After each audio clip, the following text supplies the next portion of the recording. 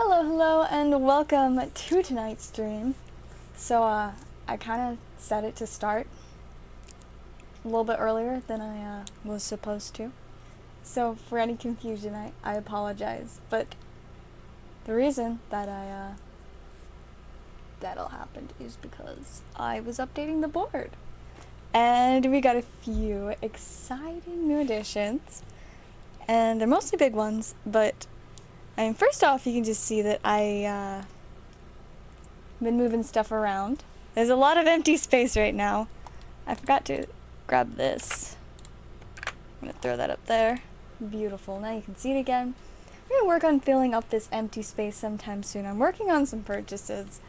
I'm sure if you've noticed that there's a poll in the chat about what people would be most interested in buying, because I'm looking into getting one or two of these things. So do make sure to vote in the poll if there's anything that you would want to buy, because I got a few options, including Japanese Neo Discovery. Pretty cool. We have Primal Clash 3-packs, so kind of an interesting way to open some Primal Clash. And it is from a reputable source, so no worries about like weighing or anything like that. It's from my vintage guy. All of his stuff comes like straight out of the sealed like cases, you know, it's all good.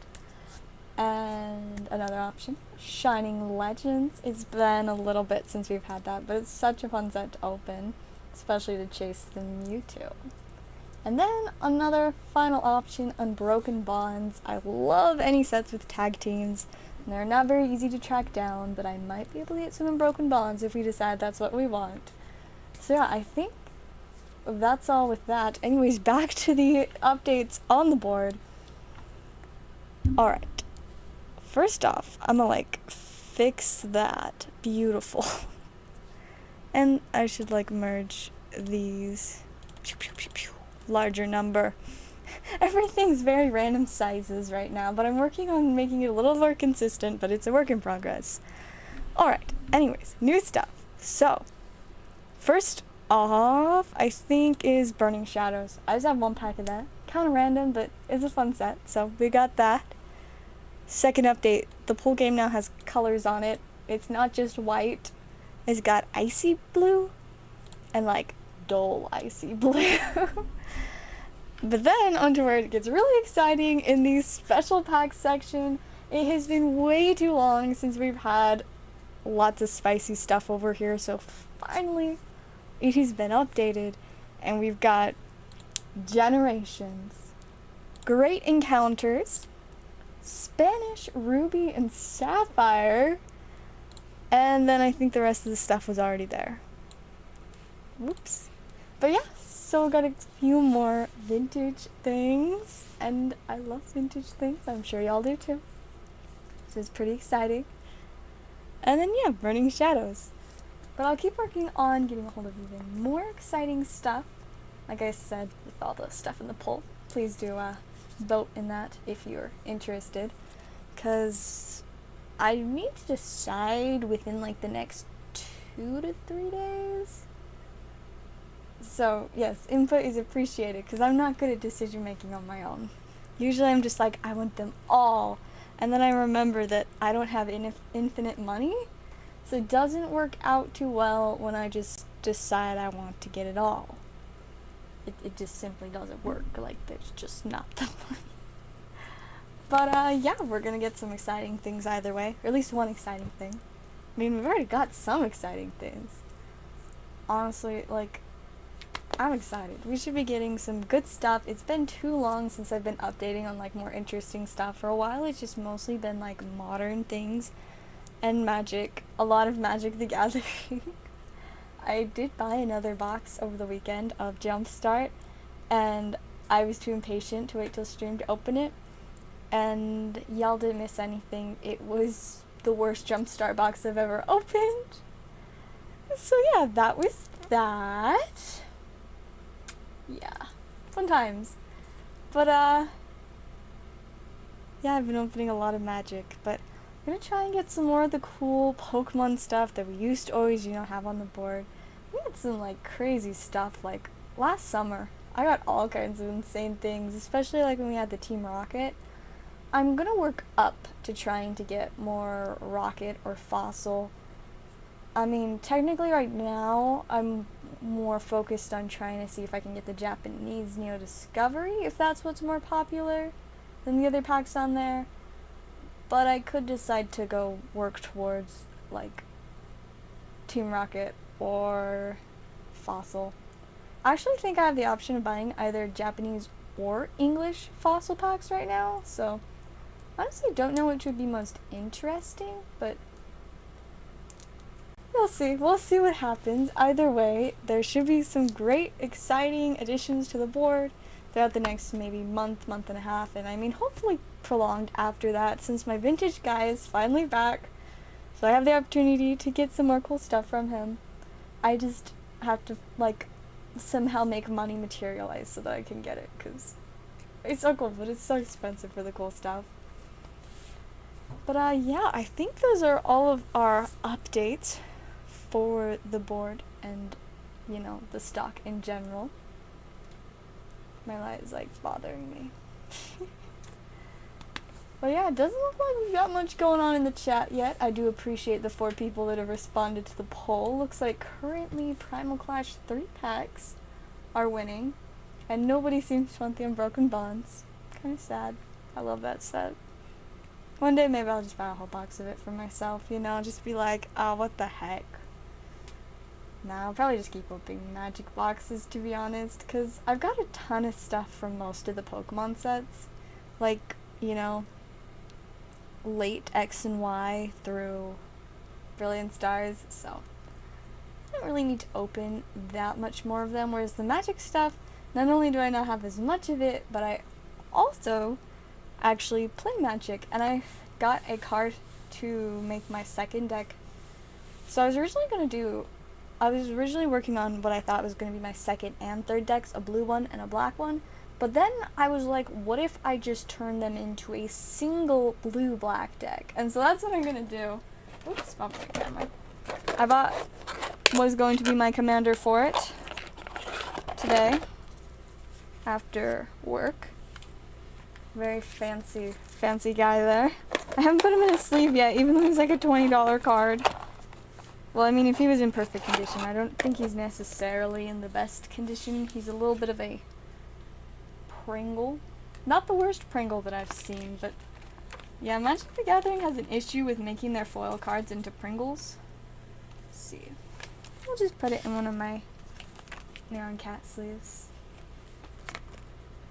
Yeah, we got Phoenix, a God of Deception. He's a pretty wild guy, but the deck is still focused on milling out your opponents and yourself. So, you know, everybody just gets rid of all their deck, and then everybody else loses when they run out. But you win, because you just gotta have the right cards to say you win, you know? Yeah, he's indestructible, very helpful.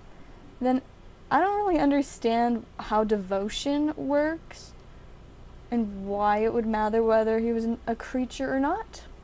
I don't know yet. I'm gonna have to ask some questions. But then, this is where it gets good. Creatures you control have tap. Target player puts the top X cards of their library into their graveyard, where X is the creature's toughness.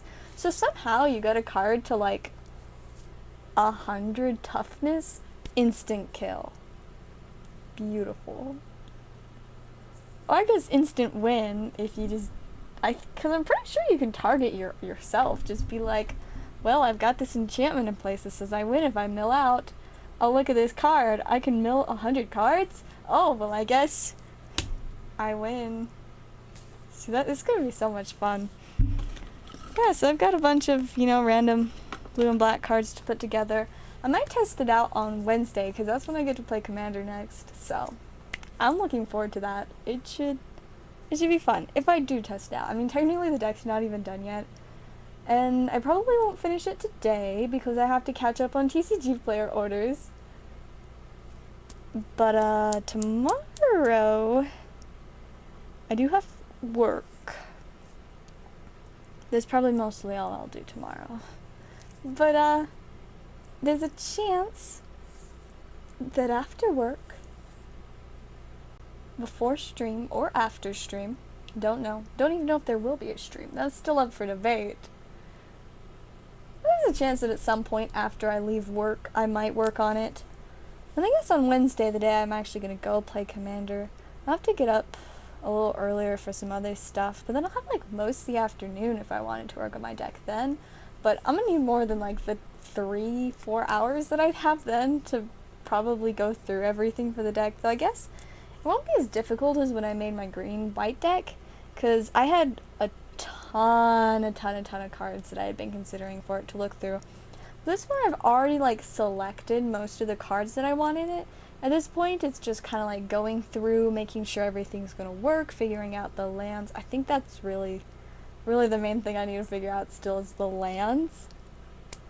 So I gotta find lands, whether my own or if I'm gonna have to buy some. I might have to buy some. Probably will.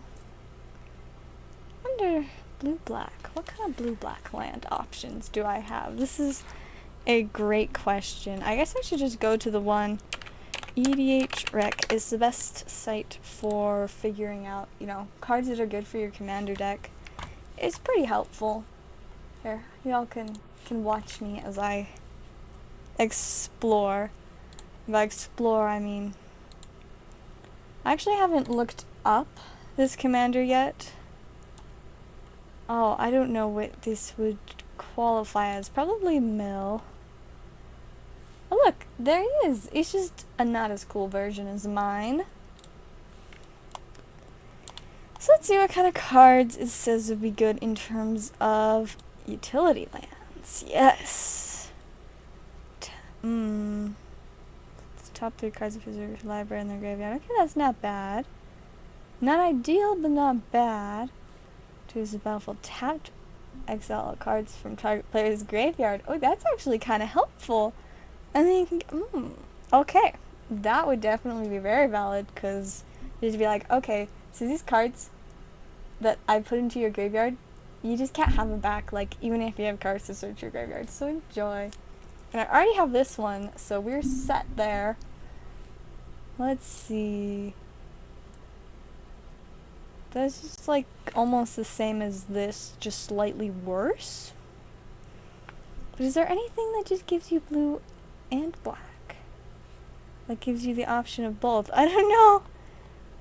Maybe they're just, there should be. There really should be. So confused. Maybe I'm looking at the wrong type of things. Oh, just regular lands? Ah, see, this is what I was looking for. No wonder I was confused. I was looking at the wrong type of lands. See, that's the kind of thing I need. Sunken Hollow. Oh, that's actually really affordable, too. We like that.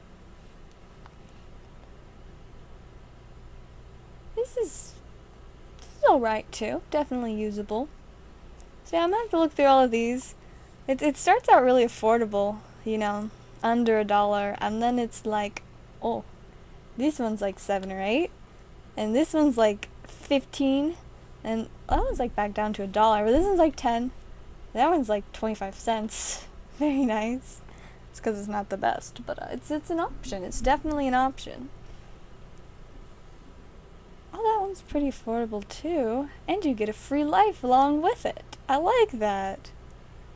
I don't understand how these work when they have a land on the front and the back. Like, which one do you use? Do you just choose? I don't know. I really don't. Oh, see, yes. That one's good. This one's cringy. Yeah, so I'm gonna have to probably spend a lot of money on these. Aha, yes. Underground Sea. Only like several $100s. See, is this the link to TCG player? Yes.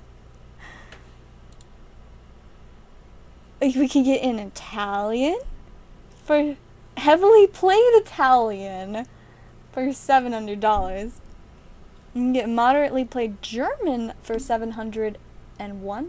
You can get mod played Italian for $725. Heavily played German. This one's worse than that one, but it's more. It's almost $750. It just keeps getting worse. There's no English listings. It's all just Italian and German. I'm curious, what was the last... There's none. There's no English ones. Where... Do they just not make this card in English? I don't understand. Oh, this is a foreign white border. No wonder. It brought me to, like, the least findable option. Alright, this still is not looking great. But, I think this is the best option, it looks like. I can get it damaged. $450. Perfect. Just what I need. Just what I want to spend $450 on. Not gonna lie, if I ever have one of these in a deck, it's either because I've become a millionaire or because I made a proxy. Which I still need to do. I need to make a Savannah proxy for my white-green deck. But it just hasn't happened yet. We'll see. We'll see if/when. I think we've got our first order for the night, so yes, we've got 5 brilliant stars for John. Welcome, John. It's good to see ya. So let's update that. Beautiful. And look, they're from sleeved blisters this time. Wow, there's a bunch of Charizard, got a Shaman, and one more Shaman. Adorable. Alright, we're gonna lift this up a little bit. No, the trash can cam! Oh no. It's struggling.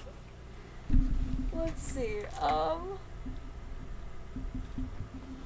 okay, I think it's okay now. I don't even know what knocked it over, but that was a little bit rough. Not gonna lie. Alright. Oh, we got a Shaman out of the Charizard. But these are all gonna have Shamans in the Zard ones, and then the Shaman ones are gonna have Zards. Oh, no, that one actually had a Zard in the Zard. Beautiful. Then on to the third Charizard one. What will it have inside? It's got, oh, another Shaman.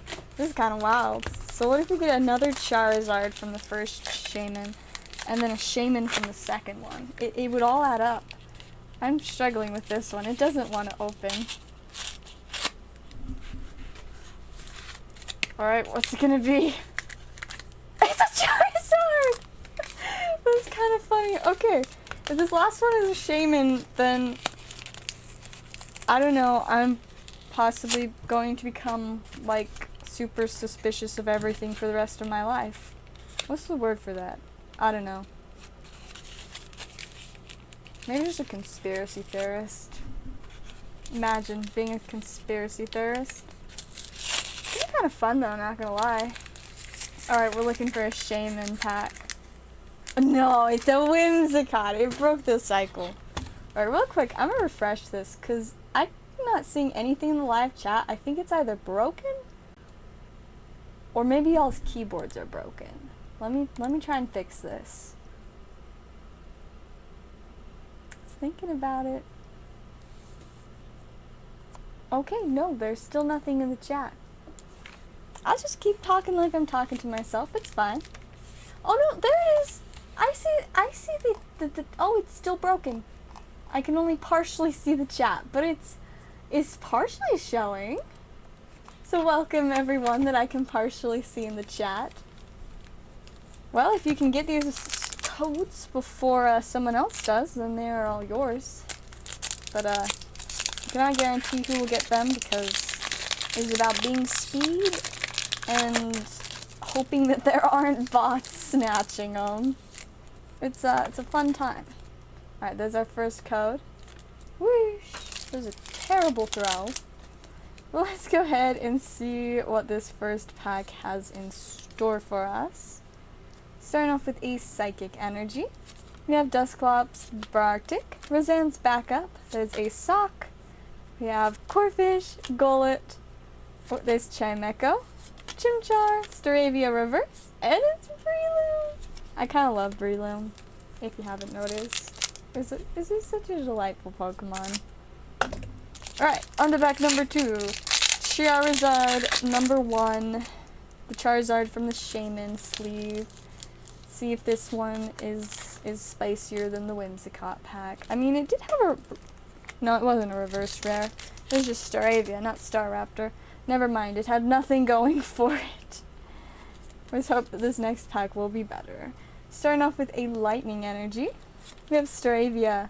See, because it's not a rare. That's why it's where a reverse, not a reverse, where a uncommon could be. We got Munfredo, Gloria, Electabuzz. There's Hawlucha, Boozle, Gibble, Manaphy, reverse. And Professor's Research, holofoil. See, that one actually is a reverse rare this time. I know that because it has a star. See, I'm so smart. So good at this. Alright, there we go. Professor's Research with Professor Rowan in a sleeve. First Charizard pack was pretty mediocre, but let's try out this first Shaman pack that came from the third Charizard sleeve. Maybe it will have a little bit more spice in it. Oh, and John, do you just want like the spicy hits like usual, or do you want everything? Ah, I thought that was going to go in the trash, but it still didn't. Alas, I can hope and dream. Alright, come on. Gotta get something better in this one. We're starting off with a Darkness Energy, Morgrem, Dusclops, Gabite, Impidimp, Golett. There's a Castform, Chimchar, Raleigh Reverse, and a Moltres holofoil.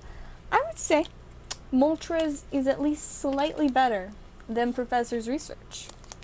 At least. It's a cool card. Moltres is pretty neato. Alright, on to the Zard pack that came out of the Zard sleeve. Maybe this one. This one will have the spice. Come on, we just want something, just spice. And does the spice include the Moltres and Professor's Research? Or do we just want like the big spice, like the real spice? Because I mean like this is like those weird spices that you put in stuff but you can't actually tell they're there. They don't do that much. We need like the salt. And I don't mean just like what you always get. I mean like just the most important thing, you know? I feel like salt is the most important spice. I could write a whole essay on it if someone asked me to. I could. I probably would. Ooh, I'm starting to see something. We got a little bit of salt. We got a Rangaroo! And what's behind a Rangaroo? It's Lapras. You know what? I've really needed to make another one of my more random videos. I should make one about salt. Why it's the best spice. I need to write something down. Oh, are my sticky notes are still missing. I don't know what I did with them. My desk isn't even that messy right now. There's only like 2 miscellaneous piles of stuff. Usually the entire desk is just a pile of miscellaneous stuff, but there's actually empty space right now. Enough empty space that the miscellaneous piles of stuff can be separated. But yeah, I don't know where my sticky notes are, so I guess I'll just get my notepad that I have a bunch of cards that I'm looking for. Just the Moltres. Perfect. You like the mild spice of it. You know, fair enough, fair enough. Alright, let me write this down. Why salt is the best spice. I'm going to put in parentheses video. Because I think a video will be slightly more appreciated by people than just a straight up essay would. Alright, now sorry about the distraction. Let's go ahead and hope for some last pack magic here. Snip. Get something good, hopefully. Something not just good, but salty. But not salty as in petty. Salty as in the best. Did that one get in the trash? I honestly don't know. I hope it did. I like it when they do that. Oh, we got one of these V-Star counter thingamabobs. Continue on with Carablast. Bizzle! Why is Bizzle so fantastic? Hawlucha, Throw, Magmar, Raleigh Reverse, and it's a Golurk. Not gonna lie, was just a little bit rough. We did at least get something from our Fancy Smancy Trainer subset. We'll go ahead and get both of those in your stack. I think we've still got one. Yes, it's right there. Oh no! I just like knocked over some stuff. Let's see if I can salvage this.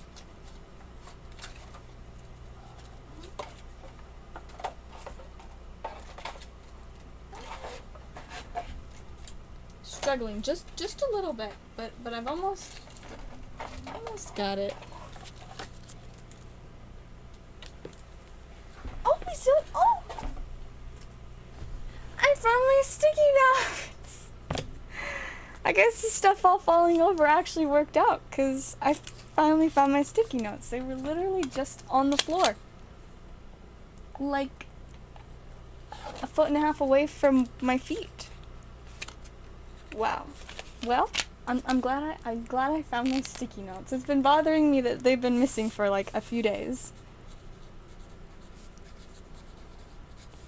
Alright, now we have a new stack name thingy for you. Same stack, you know, just new name thingy. Go ahead and stick these back in there. Beautiful. Alright, now I will clean up the bulk. Oh, there's actually room in the bulk box. This is so refreshing.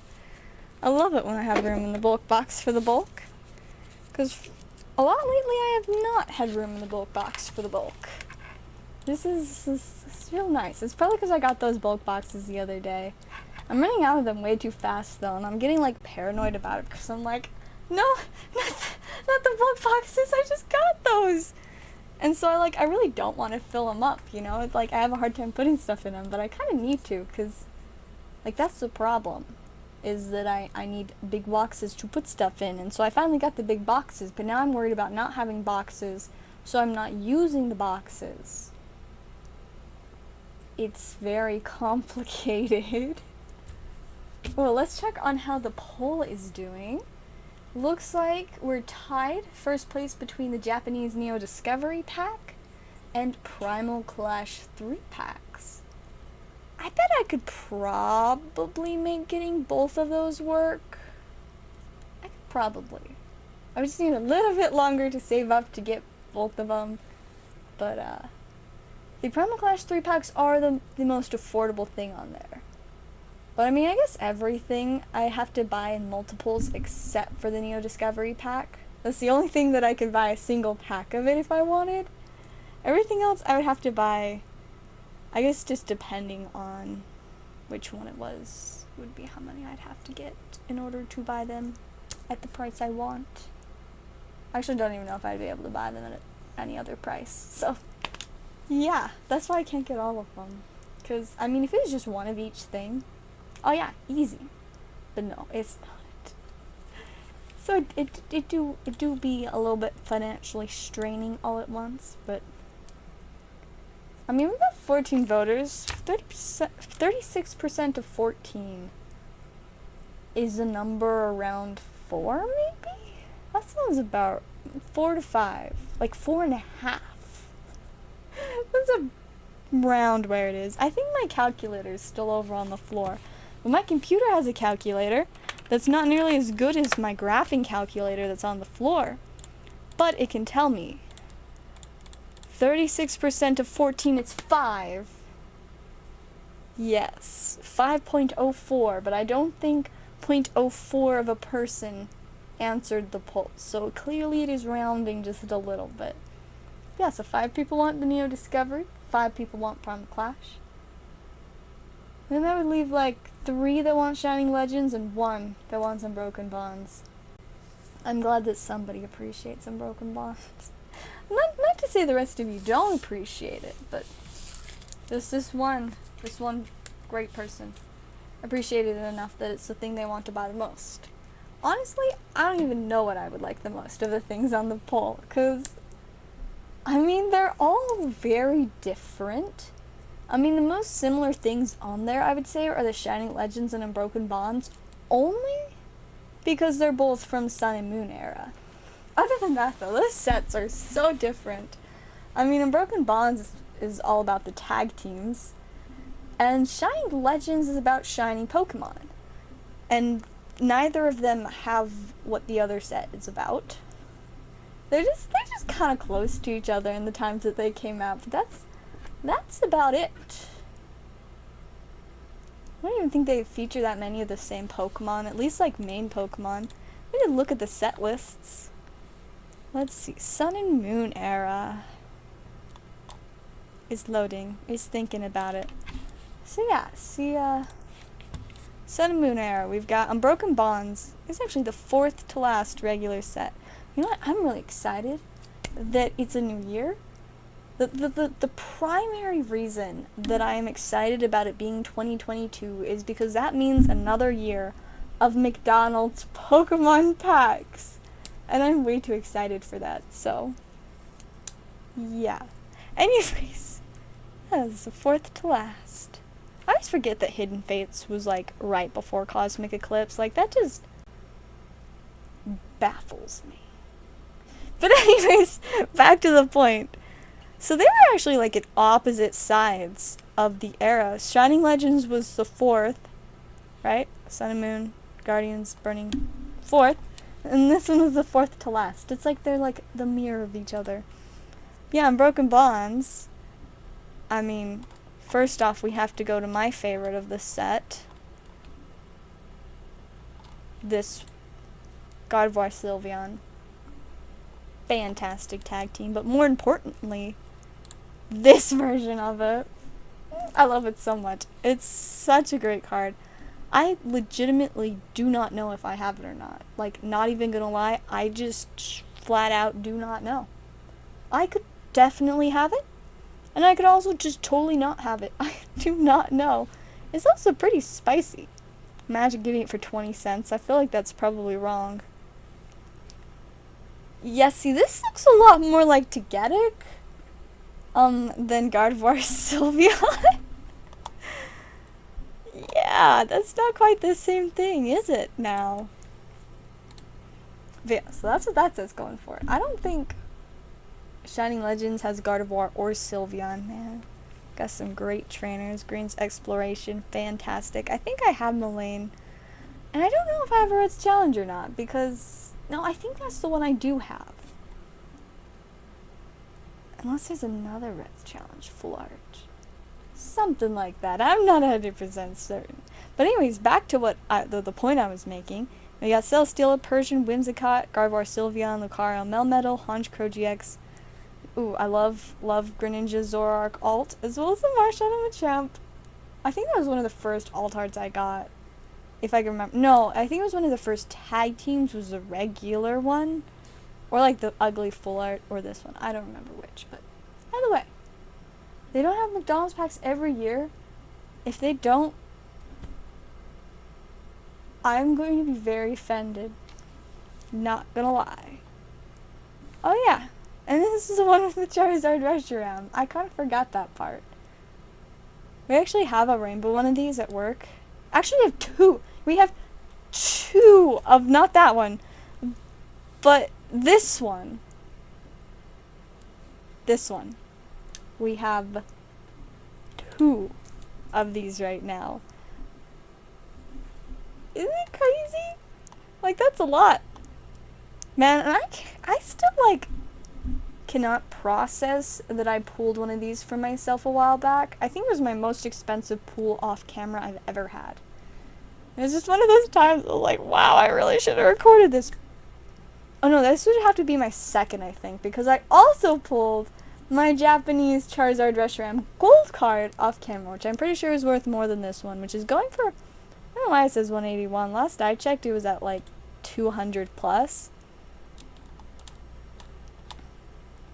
Oh, looks like they're, 200 plus, that would be the near mint ones. No, this is actually a new list, because this is definitely who you want to buy your Charizard Reshiram Rainbow from. 0%, no cells. I would probably not. I don't think so. But yeah, see? First, somewhat reputable. I mean, that's pretty reputable, but clearly they've had a few issues. You know, sometimes I just kind of want to, like, when I see, like, lower 90s, like, percentages, I'm like, makes me curious, like, what is it exactly that, you know, brought them down? I don't know. But yeah, so, minty. Solid, like, $200 unless you want to buy from someone that, who knows, they could be a perfectly fine seller, but, I don't think I would want to be their first sell when, you know, it was this. I'm gonna take a quick second now and check orders, just in case we got, like, some cool packs, or just, like, regular packs to open. I've been trying to decide if I want to get some more of, like, the newest Yu-Gi-Oh set, Battle of Chaos, because, like, I know it's been pretty popular, but, like, it always sells out at work, and so, literally, I'm, like, not even joking, every day, someone either calls about it, or asks about it at the front desk. Every single day. So clearly people like it, and they just want us to get more. But, yeah, so I can't decide if I should try and, like, get more Battle of Chaos for the channel. It looks like I probably can't get it from work. And even if I did, I'd feel kind of bad because, you know, other people are clearly trying to buy it. They want it very badly. It will not last long if we get more. Placement for the Pokemon card online game, Pokemon Live. You won't be able to use. Kind of cringe. Honestly, I haven't looked into, like, whatever this replacement is at all, but it concerns me. I don't know, I can't quite explain it, but I don't understand. I don't want to take the time to figure it out. Like, am I going to lose all my progress, all of the things that I already put into the game?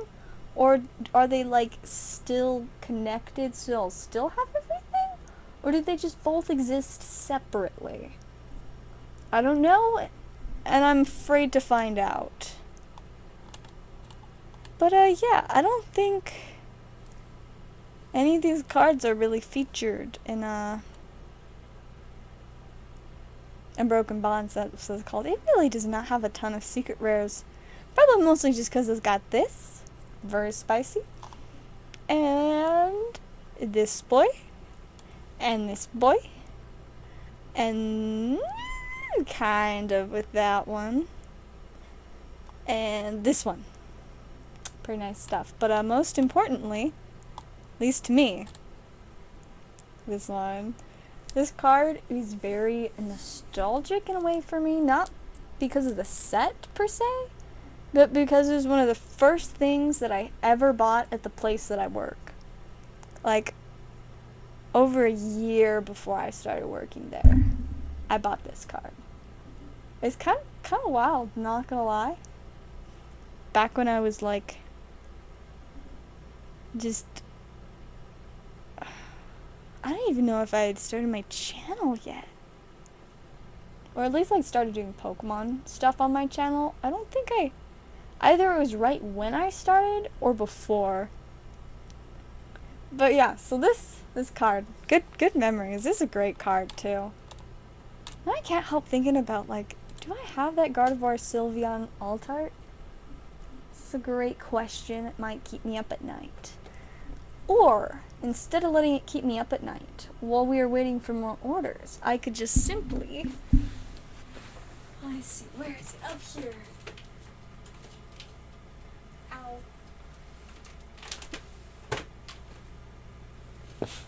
Go through my box and try to find it. There's also another random bulk box on top of it. It's in a magic box, but it's Pokemon. It was very upsetting to find that out. I should really switch it. But yeah, I've got...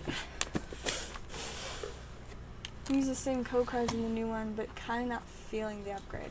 So it's like one of those things where it's like this... They didn't, like, get rid of stuff necessarily, but the way they changed it just doesn't vibe. That's kind of the idea I'm getting, and I totally understand that. Like, phone updates, I feel like maybe like 60% of the time, when they, like, change something big for, like, on my iPhone, that I'm just, like, you made it worse.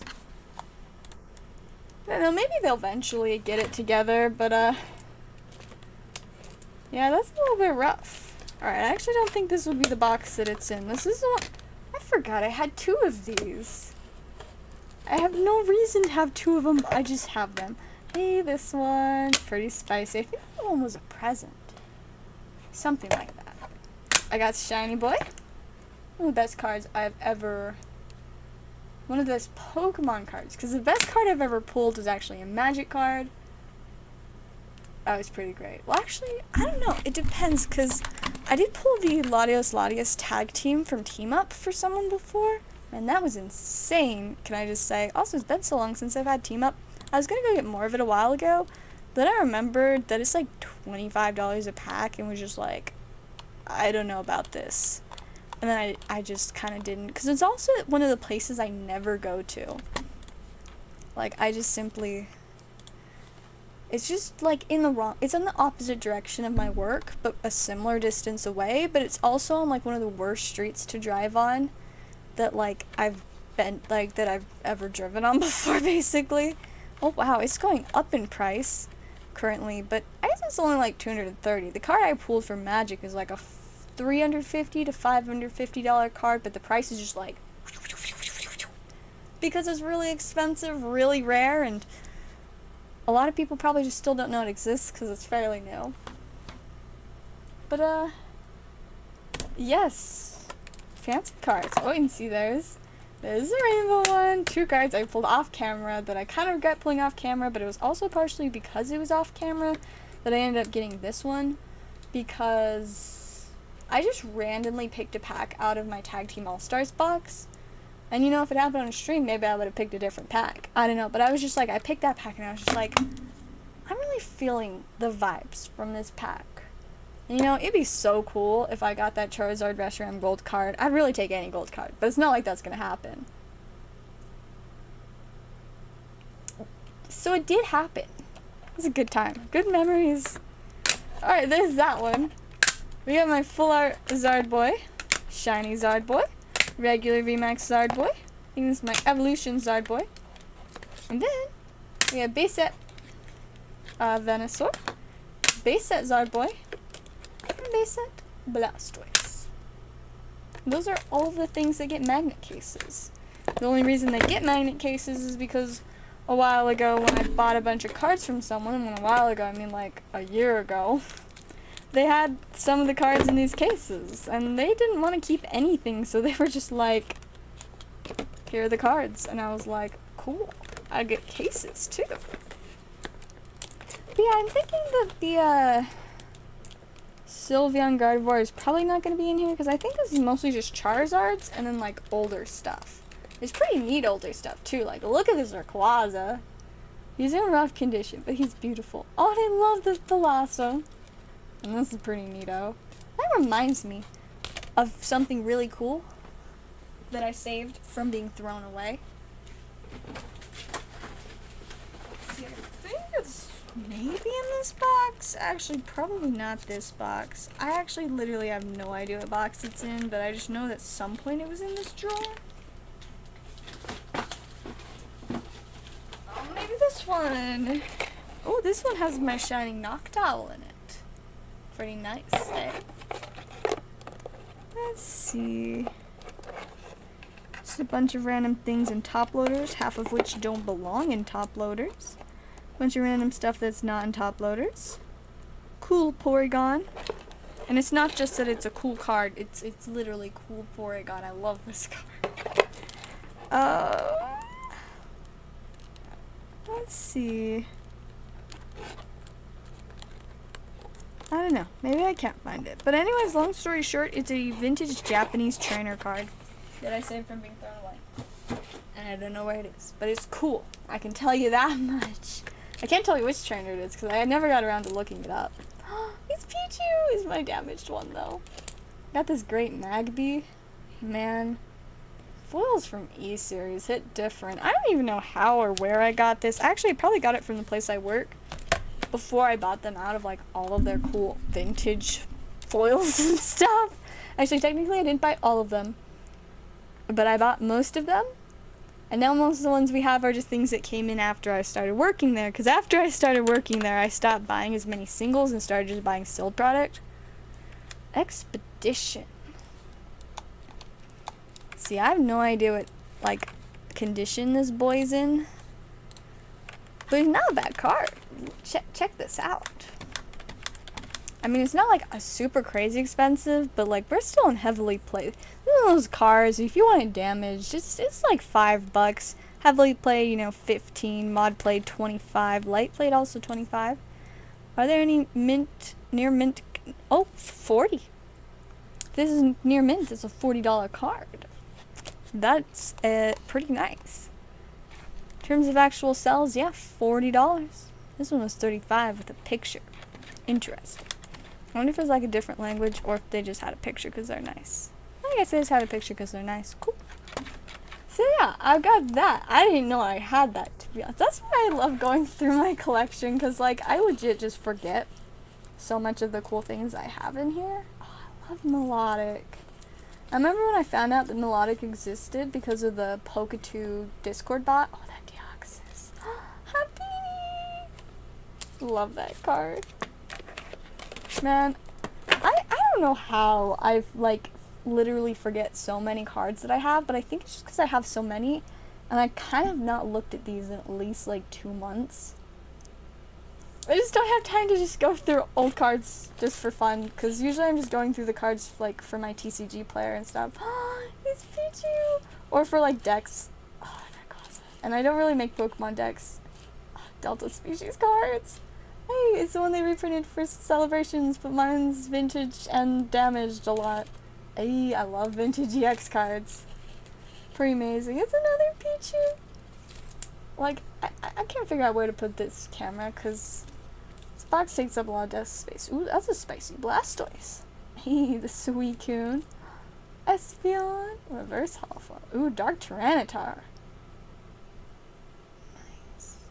I just remembered, so I ran into some people that are regulars at my, at the place I work at church yesterday, and I was just like, whoa, I know you, and they're like, whoa, we know you, and it was kind of wild, but, we talked for a few minutes, and they were, and, you know, unsurprisingly, stuff about the place I work, came up, and they were talking about how, like, a while back, there were some really cool, like, older cars that they had wanted to get, but then they sold before they could get them, and then I was just like, that sounds like it was probably me. So, that card just reminded me, because I remembered one of the things they talked about was a Tyranitar. I don't know if it's this Tyranitar, but it very well could have been that Tyranitar. So it was kind of entertaining to me. Let's see. Front section. Oh, it's a Leafeon! There's actually some little bit more recent black and white promos. I absolutely love these Eevees. I have 2 of the, like, actual Eevee. Oh, that's so cute. Ooh. I didn't know I had this Blissey. I think we have this one at work. I thought I just was not buying it because I had good self-control. But it sounds like, it looks like I think that's the one. Let me check if there's any other Blissey Primes. I need to know. Blissey Prime is thinking about it. Nope, that's the only one. Well, cool. So I guess I really don't have to feel bad about not buying it, because I literally already have one. How nice. We got Chico. Level X. Oh, random Pidgey.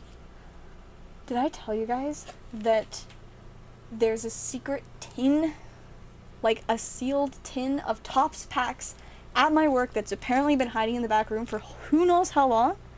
That my boss told me about and said I could buy, but it's really expensive, so I don't know if I will buy it, but it's really cool. Because, yeah, that happened, and I really want to buy it, but I can't afford it. But I really want it. There's way too many things. We've been going through, like, the back room and, like, cleaning out a lot of older stuff. And I keep finding so many things that I'm like, I really want to buy this. Like, there's mystery convention boosters for Magic the Gathering, because I fell in love with these, and I really want to buy some, but they're so expensive, and I couldn't find anywhere online that I felt like was really trustworthy to get them either. And so I was like, well, I guess I'll just never get them. And then apparently we have them at work, and we have like 2 whole cases of them, which is 12 boxes. And I'm just like, they're just right there. I haven't actually looked at any of the like the actual like booster boxes, only the sealed cases, and I just look at them and I'm just like, why must you tempt me so? But yeah, so I'm really tempted with that too. But yeah, back to the pile. Ooh, Delta Species Crobat foil. It's Slowpoke. Oh, I love Delta Species cards. This one's pretty neat. E-Series Charmander Reverse. Wonder if, oh yeah, I think the reason I could afford it is because it's not in perfect condition. It's got a lot of whitening. I don't know if it's like actually damaged or anything though. Kind of makes me curious what it's worth. And then this Moltres, that was one of the, for the longest time it was my most valuable card. And it was one that I got at a steal of a deal because neither me nor the person I bought it from had any idea what it was worth. I think it's like a $120 card. And I got it for like, I got it with a bunch of other cards for like 20 bucks total. So, that was a win that day. Anyways, Suicune! SC Jet is the pre-release one. And Pichu, I love Pichu so much. Pichu cards are not the easiest to get a hold of, but they're pretty freaking fantastic. Let's, ooh, these are Gyarados. This one doesn't look damaged, but it is like probably mod played in terms of damage. Also got Gengar Prime. I feel like we had one of those at work, maybe too. No, was it Gengar? I don't know. I love Abra. It was Mewtwo. I love this Gardevoir. I actually have a couple of this Gardevoir, and I never want to get rid of any of them because it's amazing. I got Light Azumarill. This is one I accidentally bought like 2 of. I don't know where the other 1 or 2 is. I actually might have 3. I'm not sure. Fortunately, it's not super expensive though, so it's not like a concern. Get Clefairy and Clefable. They're both foils. Butterfree! Oh, see, this is the Air Butterfree. Instead of saying first edition, it says edition D. Snorlax. That was what I bought with the Moltres EX. I got those 2 together for $20 total. And Ampharos! I love Ampharos. 1 redeem code. Wow, we got lots of people asking for codes today. Yeah, it's fun. I should have a couple extra hiding around. Let's see, no, those are 2 of these ones that I set aside. Let's see. I actually don't know if these 2 are used. But you can try them. Got that one. And that one. Whoosh. That was a bad throw. And I'll do just a couple others in case that was used. Oh look, it's Darkness Ablaze. Whoosh. These throws, very low quality throws today. And here's one more. This one's also Darkness Ablaze, I guess. That was also a very bad throw and I forgot to say whoosh. Alright, well. Let's look through a few more cards in here because I don't think we have any orders still, so I don't see why not. We got Squirtle. Oh, there's my other Snorlax. Actually, I think this might have been the one that I got there because this one's got a little crease in it. Because I bought another one later. I can't 100% tell you why, but I kind of just wanted to, so I did. Some Dark Dragonair, Staraptor. Oh, this card is so cool. And this one's really cool too. I got this one technically, I think, for Christmas. Good times. Some of the only cards that I've ever received, like, for Christmas. Because, well, no, I guess, like, 2020, I got some Pokemon stuff for my birthday and Christmas. But, like, this year, well, last year, I guess, technically, 2021, I didn't really, because I just buy anything I want, Pokemon-wise. My mom's like, I can't. I'm not even going to try. We got Darkrai Cresselia, legend card. So neato. Dark War Turtle. Fluff. Fancy Snorlax. So this one was actually going to be for mystery packs, but I found out that it was, like, damaged. It's got some kind of, like, crease somewhere. Oh, yeah. See up there? And a lot of whitening. So I was like, well, I guess I just have to keep it. Got this Articuno. Raikou Suicune. Ooh, Dark Gyarados. See, like, I legit forget I have so many of these cards just, like, chilling in here. Like, man, all the time we get stuff in at work, and I'm like, ooh, I want to get that. And then I find it in my house and I'm just like, well, I guess it's a good thing I didn't get that. Let's see, I already looked through some of those. Ooh, but there's new things too. We have Pichu and Typhlosion and Wobbuffet. Why is it so cute? And Raichu Prime. I forgot I had that. Oh, there's 2 more Zoomerails, like I said. Oh, I love this one. Fernape. Abra! Oh, this is the error one with the weird blue streak. Got just an old energy. Other Abra, Slowpoke, Brock's Ninetales. Yes, I do think you asked about being mod before. Maybe someone else did. I get a lot of people asking about being mod, but kind of, I'm not looking for more mods right now, but I do also have, like, very specific criteria. I usually only have people that are, like, verified sellers, not sellers, buyers, become mod, because then I know, like, they're legit, they're, like, a real person, and, you know, I've dealt with them before, so I kind of have an idea about them. They also have to be adults. I don't let anybody that's under 18 be a mod, unless people are lying to me, which is a concern. They definitely lose a mod if I found out they were lying to me about their age. But yeah, generally you do have to be an adult to mod. And I kind of just have to be like a part of the stream for a long time, not cause any issues, not be part of any drama. Kind of like that, but yeah, ultimately I'm just not looking for any mods right now. We've got a pretty decent sized mod team, and I mean, we always have at least, like, 1 or 2 mods, I think, watching. A lot of the time they don't talk as much, but they watch from the shadows and take care of issues, so yeah, we're not really looking for it right now. Plus, to be honest, usually my target, you know, group of people to be mods is I usually don't have people that ask to be mods be my mods. I don't know if that's weird, but just for me personally, I'm like, it's more just about kind of like my interactions with them in general, that if I deem them worthy to be a mod, I'll say like, hey, you've been a great part of stream, and I've, like, you know, seen you do things in chat. I feel like you would be a great mod. Are you interested? You can have it if you want. Or there are a few people that I just, like, gave them mod and they're just like, wait, what? I was like, surprise!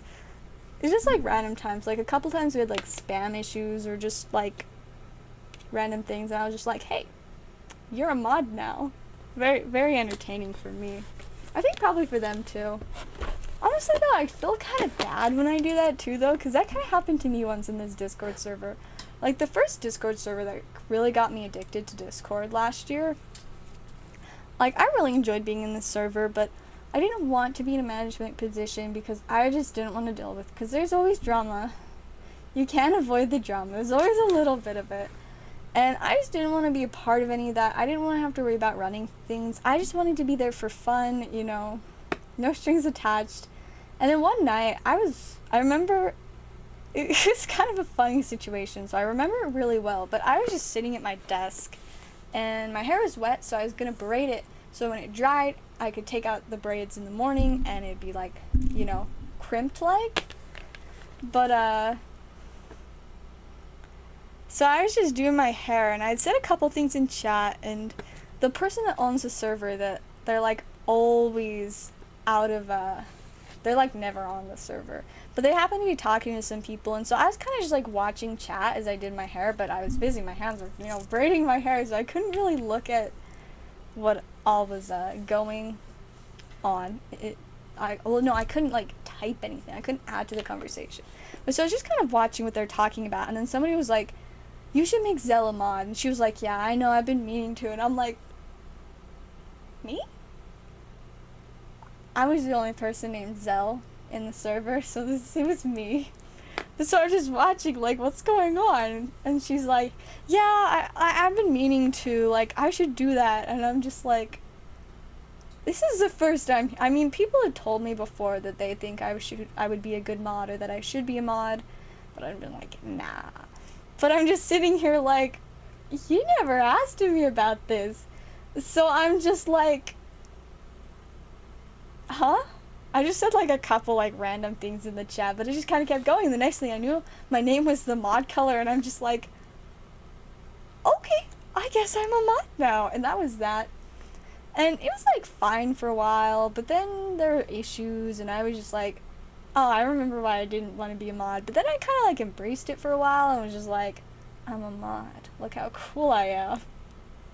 But yeah, no, I kind of got really annoying, and after a while, a lot of the original people in the server started to leave, and so it was kind of a totally new crowd, and a lot of my original friends, I was like, well, they're not even here anymore. So I started questioning it a lot. I wasn't like enjoying it as much, and I don't know, I just kind of got to the point where I was just done with it for a while, so I ended up just being like, yeah, nah, I'm out, and I left the server, and I wasn't there for a couple months, and I came back, or I don't know how long I actually left the first time. It was like between 2 weeks and 2 months. I don't remember exactly. But so I came back, and somebody like instantly made me back into a mod. Like, they're just like, oh, you're back, here's your mod. I'm like, oh, thanks.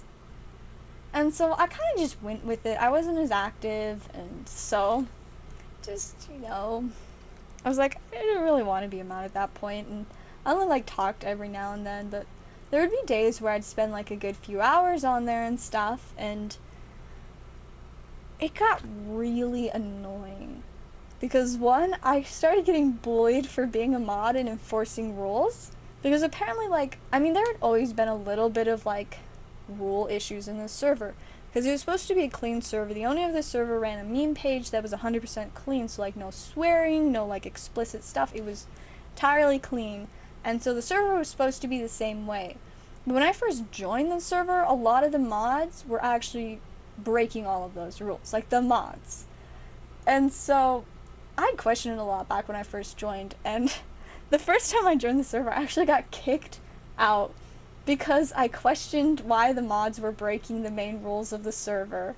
It was funny, but then I rejoined and everybody loved me after that, so it was okay.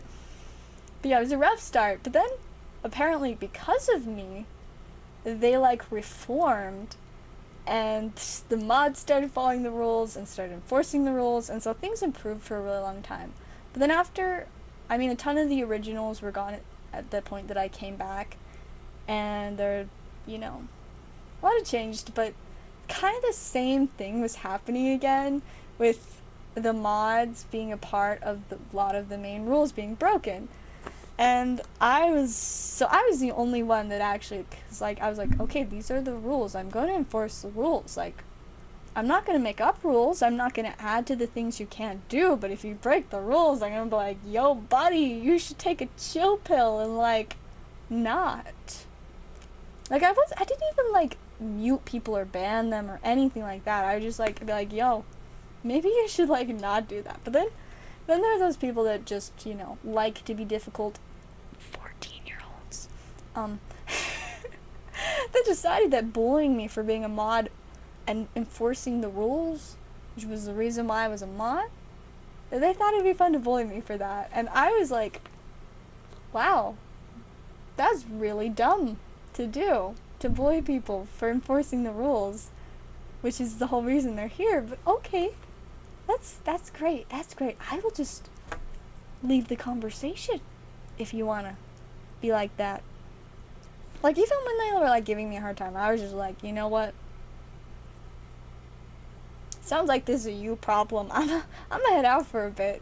So finally, I just got really sick of that, and so finally, I was like in this conversation with one of the mods that was higher than me. That was really weird because originally I was like one of the people that like inducted them in as a sub mod back while I was a mod, and then now when I became a mod, they had become a full mod, and since they had made me back into a mod or whatever, I was now a lower level mod, which didn't make sense and was completely unfair, because when another mod that was like the third most highest mod left for multiple months and came back, they were like, oh, here's your mod ship back exactly in the same position. But that is besides the point.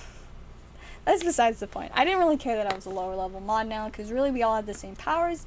It was just who was able to change whose role color and roles. So, mod. And so I was in a conversation with this mod and one of the bullies and like I think a few other people were involved, and I was just like, I didn't ever ask to become a mod. Like, if I'm gonna if you all are gonna treat me like this, that's not why I came back to the server. It wasn't to be bullied for modding the server. like I'm supposed to. And so they're like, okay, and they just took away my mod, and I was just like, well, alright, that's one way to fix the problem, like, alright. And then, you know, I just kind of like went with it for a while. Eventually the main person that had been bullying me did apologize, and I was like, I appreciate you apologizing, like, you did legitimately do something very rude, and I appreciate you, like, acknowledging that, you know, we can be fine, we can be good, I'm not gonna hold it against you, I really don't care, just, you know, don't do that to other people, it probably won't end as well. Because I was just like, that's kind of cringe, okay, bye. But yeah, so that was good. I appreciated that. But I did end up leaving again because after all of that, I was just like, this place isn't the same as it was, and I'm kind of just sick of the attitude, a little bit of pettiness and saltiness. And I was like, you know, I'm just here to vibe. The vibe's kind of going downhill. And so I just kind of like left again. It was gone for maybe another month or two. But eventually, like, I joined again because, like, I don't know. I can't fully explain it. I guess it's just because, like, I was like, well, you know, sometimes it's nice to, like, interact with some random people on the internet. And, like, there were a few people that I would, like, be like, yeah, they're, like, my friends. I mean, some of them I tried to adopt as my siblings. My parents even approved. They were like, yeah, that's good. I was like, epic. But yeah, so then I came back, but this time nobody gave me any roles back. I just had the regular, like, member role, and I was good with it. And yeah, it was just fine for a while. And then finally someone, like, for, like, the main people in the server, like, the most active members, you can get a high-level role and a personalized role color. And so a while later, they gave that back to me. They're like, why don't you have this? I was like, because I left the server multiple times. But yeah, so now I'm there. I have this nice, like, minty-ish, glaciery blue-green mixture. Great color. Very nice. And now just vibe. Just buy the book. Yeah, I mean, if these are the rules, why would I enforce them any other way? I will just do what my job is, which I'm not even getting paid for. All I get is authority. And I guess a little bit of power, too, because I could have, like, kicked people if I wanted, but generally I was just like, it's kind of cringe, just don't do that. That's my main approach to modding. I was just like, why? Why do you want to be like that? Like, that's pretty cringe, I don't know, but breaking the rules, not really making you look good, at least to me. I don't know about y'all, but I at least think that I'm fairly cool. Maybe somewhat authoritative. I'm fancy. I can say that. I'd like to think I'm fancy. But yeah, that is that. And yes, I did start my own Discord. I actually started my Discord while I think I was still modding for the server the first time. But I was like, yeah, no, I like my own server. I can be in charge.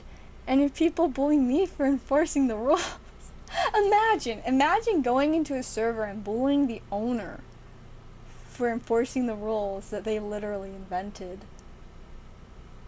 That would be pretty cringe, but also pretty funny, and also low-key get you banned. Unless, you know, I guess there are situations where, like, if it's, like, in a funny, non-offensive, more just kind of, like, gutsy, for the memes kind of way, who knows, maybe you'll just become, like, one of the owner's favorites. But, generally not a good idea. But yeah, so now I have my own server, and it's great, and not much happens there. But, you know, I vibe. I can randomly post things there, just be like, hey, look at this picture of Bean. Actually, I don't know when the last time I posted a picture of Bean was. It wasn't very recently. I can tell you that. Let's see if I can find how long ago the last picture of Bean that I posted was. Let's see. At least on the pets page. I don't even know. I don't know. So yeah, apparently I haven't posted any pictures of beans on the pet page at all recently, as in like 5 months ago was the last time I can find. But maybe elsewhere on the server, but yeah. Yeah, I mean, in the very least, I appreciate you, for, you know, being a chill member of Stream Poke Chris and, you know, not causing drama or anything, but it's not like it made me uncomfortable. I just want to be very open about my rules and reasoning behind it, like, and, like, I totally understand that people that, you know, under 18 can totally be mature and can take care of modding in certain situations. Just for me personally, I prefer people that are over 18 and mature for their age, like, even being older than 18. Plus, just, you know, I don't want to, like, put any kids into a situation that could possibly cause issues for them. You know, being minors, it's a lot more complicated working with minors on the internet, especially with me being an adult now, and I'm just like, I just don't want to cross into that territory, because, yeah, that's another reason that I didn't want to mod anymore on this server. I was like, I'm an adult now, most of these people are like 12 to 14, and, you know, I think they would do better with like 14 to 16-year-old mods, because that's the kind of environment it is. So, I'll back up. I'm going to start my own server, and we'll be good. I mean, not gonna lie, my server does have a lot of similar rules, because, you know, if y'all haven't noticed, I don't like swearing, cussing, anything explicit. I like it all very clean and nice and pleasant and family friendly, but not like cringe family friendly, just like appropriate. If it's inappropriate for, like, if I couldn't, like, be like, oh yes, family members, this is good, right? If they said no, this is sketchy, then I'd be like, yeah, nah, fam. It's a no-go. Anyways, I'm gonna put this box away, because I've just been sitting with it on my lap. We should grab the next box, because I don't think we have any orders. But I still wonder if I have that Gardevoir Sylveon, because like I said, I don't know. Maybe this can fit back up on the shelf. Okay. I will put it back up on the shelf later. Where's the other box?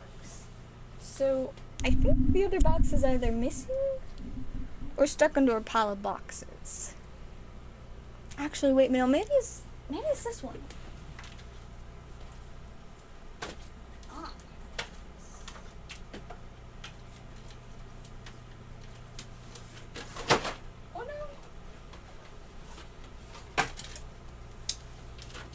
I got it!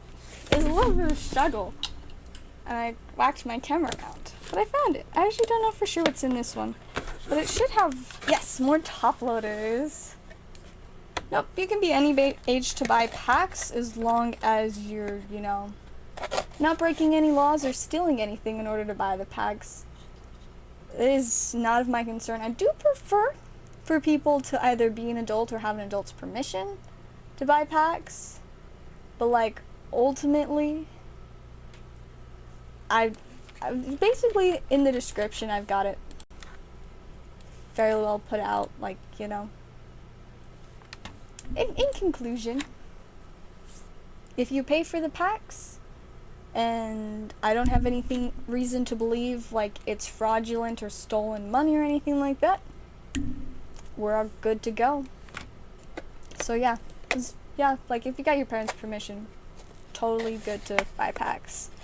There is no age limit on that, though I would definitely question it if someone was a 4-year-old and they were buying packs, but I don't even know how I would find out they're a 4-year-old, so we're probably good. I guess maybe unless they were, like, some kind of, like, crazy genius 4-year-old, which would honestly be kind of weird. It's Vaporeon! This box, I like it already. Oh yeah, see, we got the EVs. Hey, there's Espeon. Okay, so there are some tag teams in here for sure. Oh, I love this card. Get the Raichu. Magnemite. This weird Japanese card that I don't totally understand, but it's pretty cool. Pikachus! Ooh, Lily. Staff card. I love staff cards. There's another staff card. Ooh, I actually think we just got an order. So we will continue looking through this box later. Ooh, I like what I see. full arts and alt arts. Ooh, there's so many good cards in here. This could definitely be the box with the Sylveon Gardevoir. If I have it, like I said, I still don't know. I'm legitimately uncertain as to whether or not I have it.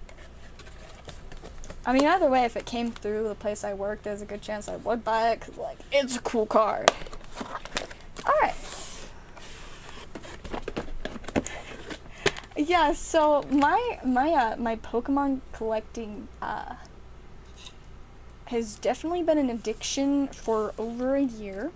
And by over a year, I mean, like, I think a year and a half ago was maybe when it started to really, like, ramp up. But around a year ago was when it just went, like, crazy. And, so yeah. Yeah, my collection is probably easily worth a good 10 to 20 grand. But now with all the Magic the Gathering added, I mean, I've sold a lot of Magic, but I've also kept a lot of Magic. And I mean, I also have a Magic card that's worth at least $400 on its own.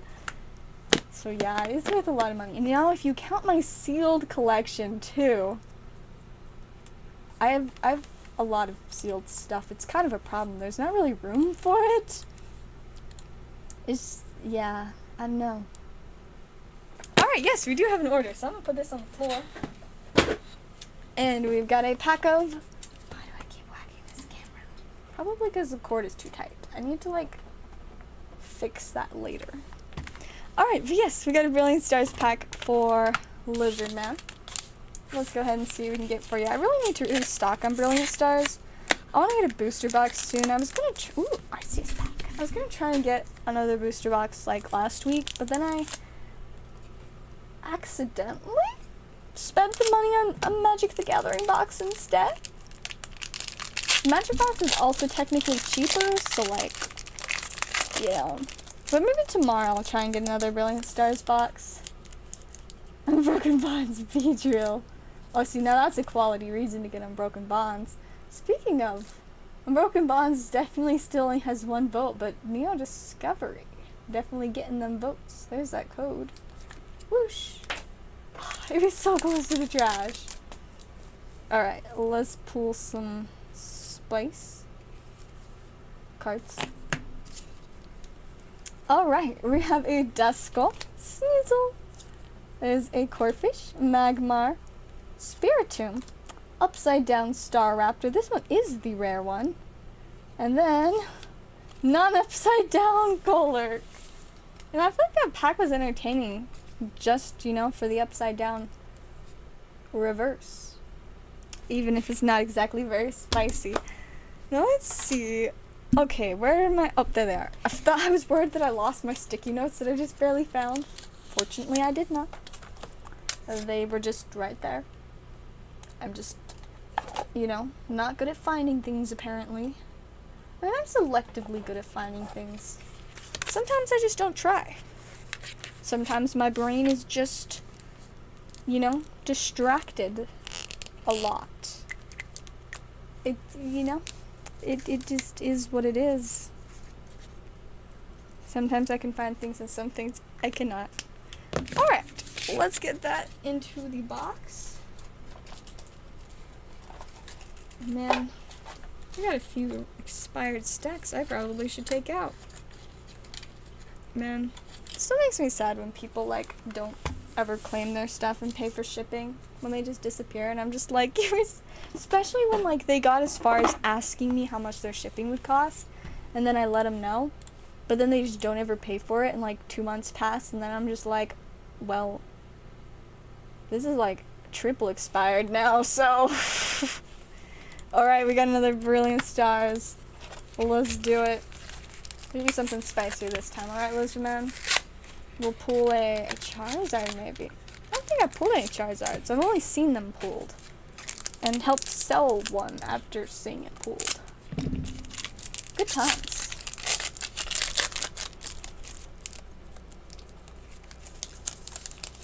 Alright. There's our code. Focus. Focus on the code. There we go. Whoosh. Just struggling getting them even, like, close to the trash can today. Ooh, no. Instead of Charizard, let's get you an Umbreon, because I know that you like that better. Alright, we got an Energy, Prinplup. I guess we could get both. Why not? Charizard and Umbreon in the same pack. It's Cincino, Cleansing Gloves, Burmy, Staryu, Karblast. It was Clefairy, Cherubi. Apparently not an Umbreon, but... Morpeko! I mean, it's a hit. It's not exactly like an Umbreon or Charizard level hit, but it's a hit. Nonetheless. Alright, there we go. It's an improvement. We'll go ahead and get those added into your stack. Boop. Beautiful. Alrighty, and let's refresh orders once again. And I guess I should put the bulk away, because it's bothering to myself when I leave the bulk on my desk. You know? It just be like that. But yeah, it's definitely looking like Japanese Neo Discovery is going to be the way to go, because it's got almost half of the votes. Hopefully y'all are actually, you know, legit about wanting to buy it, because if I get that, it's gonna be a little bit before I'm gonna be able to do many other big purchases. But not gonna lie, that'd be so cool to actually open. I mean, I have no idea what English Neo Discovery goes for. I just based that price, you know, I was like, oh, this is what I can get it for, so. But, I don't actually have any idea. I didn't do any research. Usually I'll do research on, like, what things go for, make sure I'm not, like, overpaying, but when it comes to getting stuff from my vintage guy, like, the trust and not having to, like, worry about where it's coming from, knowing it's, like, a totally legit source, it's pretty alright. Unlimited Edition New Discovery Booster Pack. The lowest one on TCG Player is, like, $300. That's a lot of money. 15 for the last 3. So, no, that's a hard one for me because I decided to discount them today. So they were supposed to be 6, but I was just like, I'm gonna do $5.50 instead. So they're already less expensive than they were supposed to be, so I don't know. I have to think on that one. Also, I got distracted because I forgot the Neo Discovery was the one with these two. We're so pretty. I know Umbreon's like fan favorite, but I think the Espeon is so cute. He's like dipping its toes in the water. Umbreon looks very masculine in this picture. What is this? What? 200, 700, 200, 700. We went over the last year. 200, 450, 800, 450, 700. Wow. That is a lot. Yeah, near mint 150, 125. These are the unlimiteds, 130. But where's the first edition? Apparently not many of those sell, which is not surprising. Yeah, see, so the regular ones sell between 1 and 200 for minty. But now you want first edition. Apparently not many. Oh, see there, 700 right there. In January, 2 months ago. It's a lot of money. Yeah, really not a ton of these selling near mint first edition, or really like any first edition. And yeah, that's all that's you can see on there. This is ready for the $200 packs. I've never seen someone buy that much on here. Well, I mean, I used to have things like Team Rocket first edition. I did sell, I think, 1 or 2 of those, and those were like, I think, $500 packs. Let's just say last summer hit different. Espeon Hall I just got. You know, see, I can't remember if that's the Espeon I've got, but I know I have a really cool Espeon from something. It's just so cute, though. I also got Tyranitar. Man, this set is just fire. Got Houndoom. Not a fan of the Kabutops, but Unknown's fun. Got Houndour, Yanma. I'm pretty sure I remember this Yanma because, so we had, I think, it was just like a, probably like, condition unlimited one or something at work. I don't actually even remember if it was a foil one. But I remember we had one of these, and my coworker at the time really wanted it, but it was one of the cards that I had been considering buying, and so it was in like my stack of stuff that I was probably gonna get, and he was so upset about it. But then I did like a psych moment where he'd recently like traded or given me a card, and then so I was just like, and here is this one for you. He's like, the yen? I'm like, I bought it for you, and it was such a good time. I love doing random stuff like that. It's great. Like the other night when I played Commander, I got like everyone that I was playing with a pack, and then plus a few other people, and they're just like, cool. I was like, heck yeah. See, just never been. Yeah, that's fair. I mean, you definitely came on more towards when it got a little quieter. Towards, I mean, I think up until like August-ish was when things kind of calmed down. Once like school started back up, I know a lot of people like had to go back to college and stuff, and I mean, I got busy finishing up high school, and so it slowed down a lot. But last summer it was crazy. I mean, streams were so much busier. You think the board is even like any good right now? It was way better. Last summer was insane. I always had like 5 or 6 different Japanese sets on there. And we would always have like, I had so many different vintage things on there for like months. I mean, like right now, I just added like 3 vintage things. I think at one point I had like 30 packs of Generations.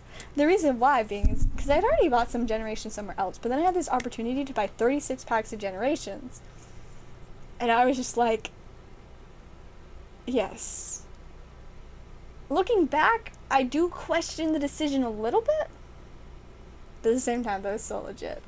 It was so cool, and we've pulled so many insane things from those packs. It is pretty wild. Do you have this secret rare Mega Gengar EX? I don't think I have this secret rare one. I honestly don't even know if I have one right now. Mega Gengar EX. Let's see. See, the secret rare, yeah, the one with the gold text. I actually think I have the regular one. Actually, I think the pool game has the regular one. But the secret rare, no. It's pretty spicy. But yeah, I have the regular Mega Gengar EX. But not the big spicy one. Let's see, yeah, packs of my favorite vintage sets. I mean, it is such a good set.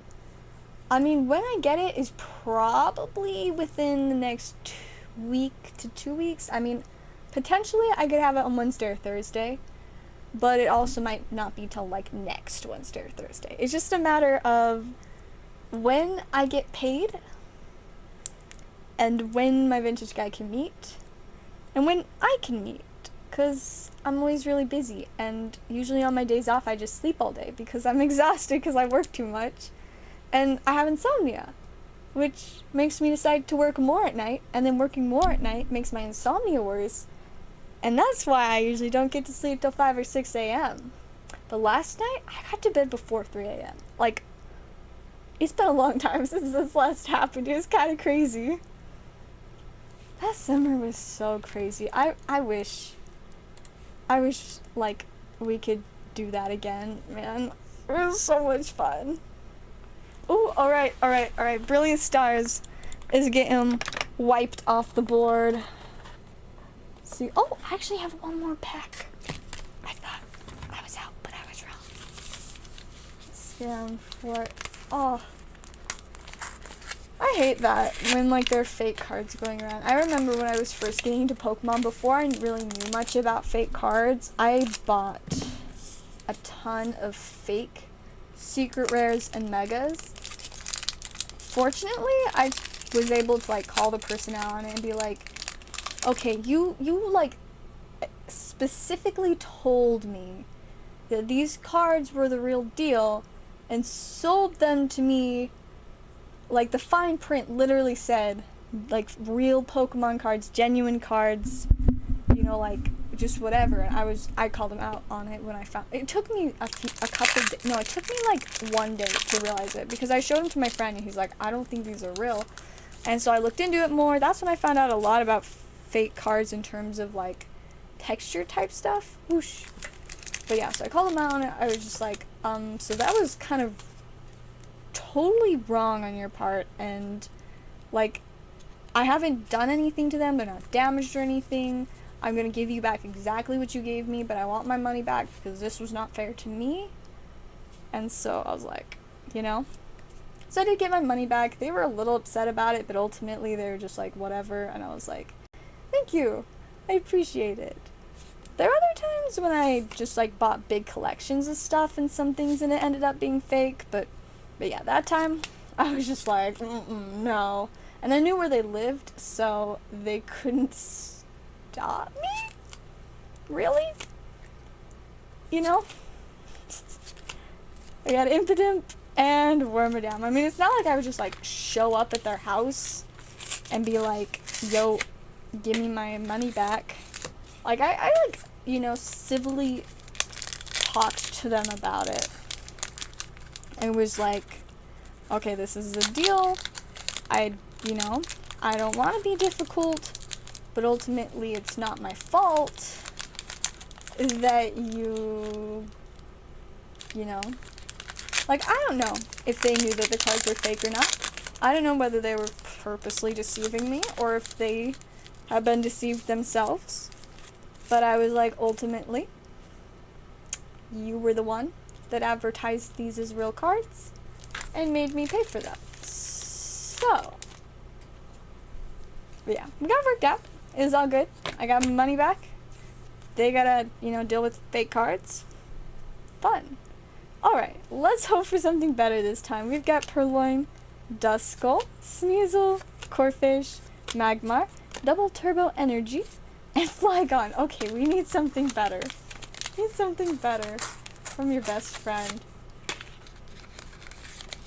Should have just been like, yeah, no fam, you done tricked me or something. I don't know, but yeah, I didn't really do a ton of trading after I really got into Pokemon. One, because I would just buy anything that I really wanted. And two, because I didn't necessarily like have a ton of friends that were into it. I mean, the one friend that got me into it, it just got to the point where my collection was significantly better than his, even though he'd been collecting his entire life and I just started. And so I was just like, I got whatever I want, so you didn't really have anything I want to trade for. And usually he was like, yeah, your cards are too expensive. I can't find enough stuff to trade for them. So it worked out. Is singles not giving out what? I'm confused. Got Barry, Clank, Torkoal, Grimer, Sneasel, Bidoof, Sock, Corphish, Trapinch, and please. Well, we got a holofoil. It was kind of rough though. But you know what we do when packs are a little bit rough? We take matters into our own hands. Or at least I take a marker into my hands and use that marker to improve the situation, even if just marginally. Let's see what I can do. Ooh, also, I have new nails today. I didn't really point them out, but they're pretty cool. They're purple. They were supposed to have a little bow on them, but the bow fell off on both hands. But I still have them. I didn't lose them. I found some super glue. I actually asked my mom to find some super glue, and she was like, here's some super glue. She's like, are you sure that's going to be the best option? I was just like, I'm using super glue. She's like, okay, you do you. But yeah, so now I have some super glue. I just gotta find the time to glue them back on, because I did not have time this morning because I was very busy today. Because I had something to go to before work, and I was at work for 4 hours, and then I had something to go to right after work. So I was gone like most of the day. But yeah, I had to get ready and didn't really have enough time to get ready. Actually, I was on track to be ready early, and suddenly I just was late, and I was like, why is it like this? Fortunately, it wasn't really a problem that I was late to the thing I was going to before work, because, you know, it's fine. Alright, we got Corphish, Dapper Corfish, in fact. So single packs are giving hits, but looks like they aren't. Apparently not. I was so confused what you're talking about. I'm like, are you talking about the pool game? Are you talking about, like, just robbing my boxes of cards? You know, I had no idea. Guess I need to open more sleeves. Where? Oh, there's one. Still definitely being very grateful that I just decided to buy 10,000 sleeves. That was a good decision on my part. Now I just need to buy 1,000 top loaders. That's just still a lot of money, so I'm kind of having a hard time doing it. Alright, there we go. Dapper Corfish to make it a little bit better. Go ahead and add those into your stack. Oh my gosh, I'm struggling. Okay, got it. So, I actually have a question that I need some advice on because I can't decide. So, every TCG order I do, or at least like 99% of them, every once in a while I either forget or just something happens and I don't, but usually I always put a custom Dapper card from whatever card game that the person bought with their order as a free bonus. But I'm trying to decide if I should keep doing that just exactly as I have been, you know, I'll just, you know, add a top hat, mustache, etc. Or if I should make like some actual custom cards, because like, I mean, not, so it's a little more complicated. Let me see if I can find my outline. But yeah, so I have like printed some outlines like this before to make, wait, there's the right one. I can't pick it up. Okay, there we go. But I like printed some stuff like this to make magic cards, but I was thinking, what if I draw some like custom black and white art, so it doesn't take a ton of money to print, and like make like some just cute little custom cards like this that are 100% just printed out. Like all I have to do is print them out, cut them out. Like they'll have my signature on them, and then I include those, just like, you know, random, kind of like some funny things, you know, like stick figure cat card, you know, just random stuff like that that are a little bit more like unique, I guess, but not like legitimate cards, but kind of just, you know, something that makes it special to purchase from me rather than another buyer. But yeah, so I can't decide if I want to start doing like making my own little like thank you cards like that I can just print, because one, it would save me a lot of time, but two, I do think that they could be legitimately fun. But I don't know, maybe people would still prefer like having a real card with the top hat drawn on it instead. So I'm kind of curious to see what y'all think in that sense. Alright, I think we got our next order for the pool game. If I read the notification correctly, I could be wrong. I'm not perfect. I know it's hard to believe, but it's true. 5 pools at random. Let's do it. Pull some spice, hopefully. Still multiple spicy Charizards to get in here. Alright, our first pull, it's Blissey! My favorite card to play with in the actual game. At least, since I last played. It's been a little while, so I don't know. We got a Leon, a little bit of Hollow Blade going on there. The good old days of Hollow Blade. Let's go right over here next. We've got a first edition Golduck from Fossil. We like first editions, or at least I do. Maybe y'all don't, but I do. I think first editions are great.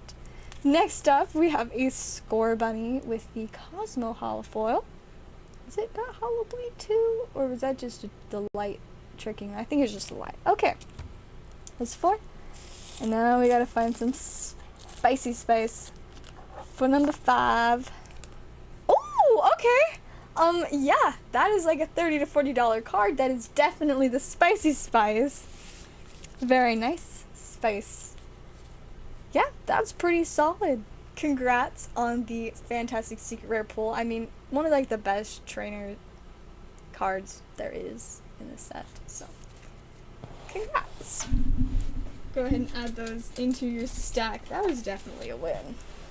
And it was from Brilliant Stars too. So like, in the end, you did get your pull from Brilliant. It was just like a little, it had a longer journey than regular pulls just right out of packs, Like the custom one instead of just drawing Dapper.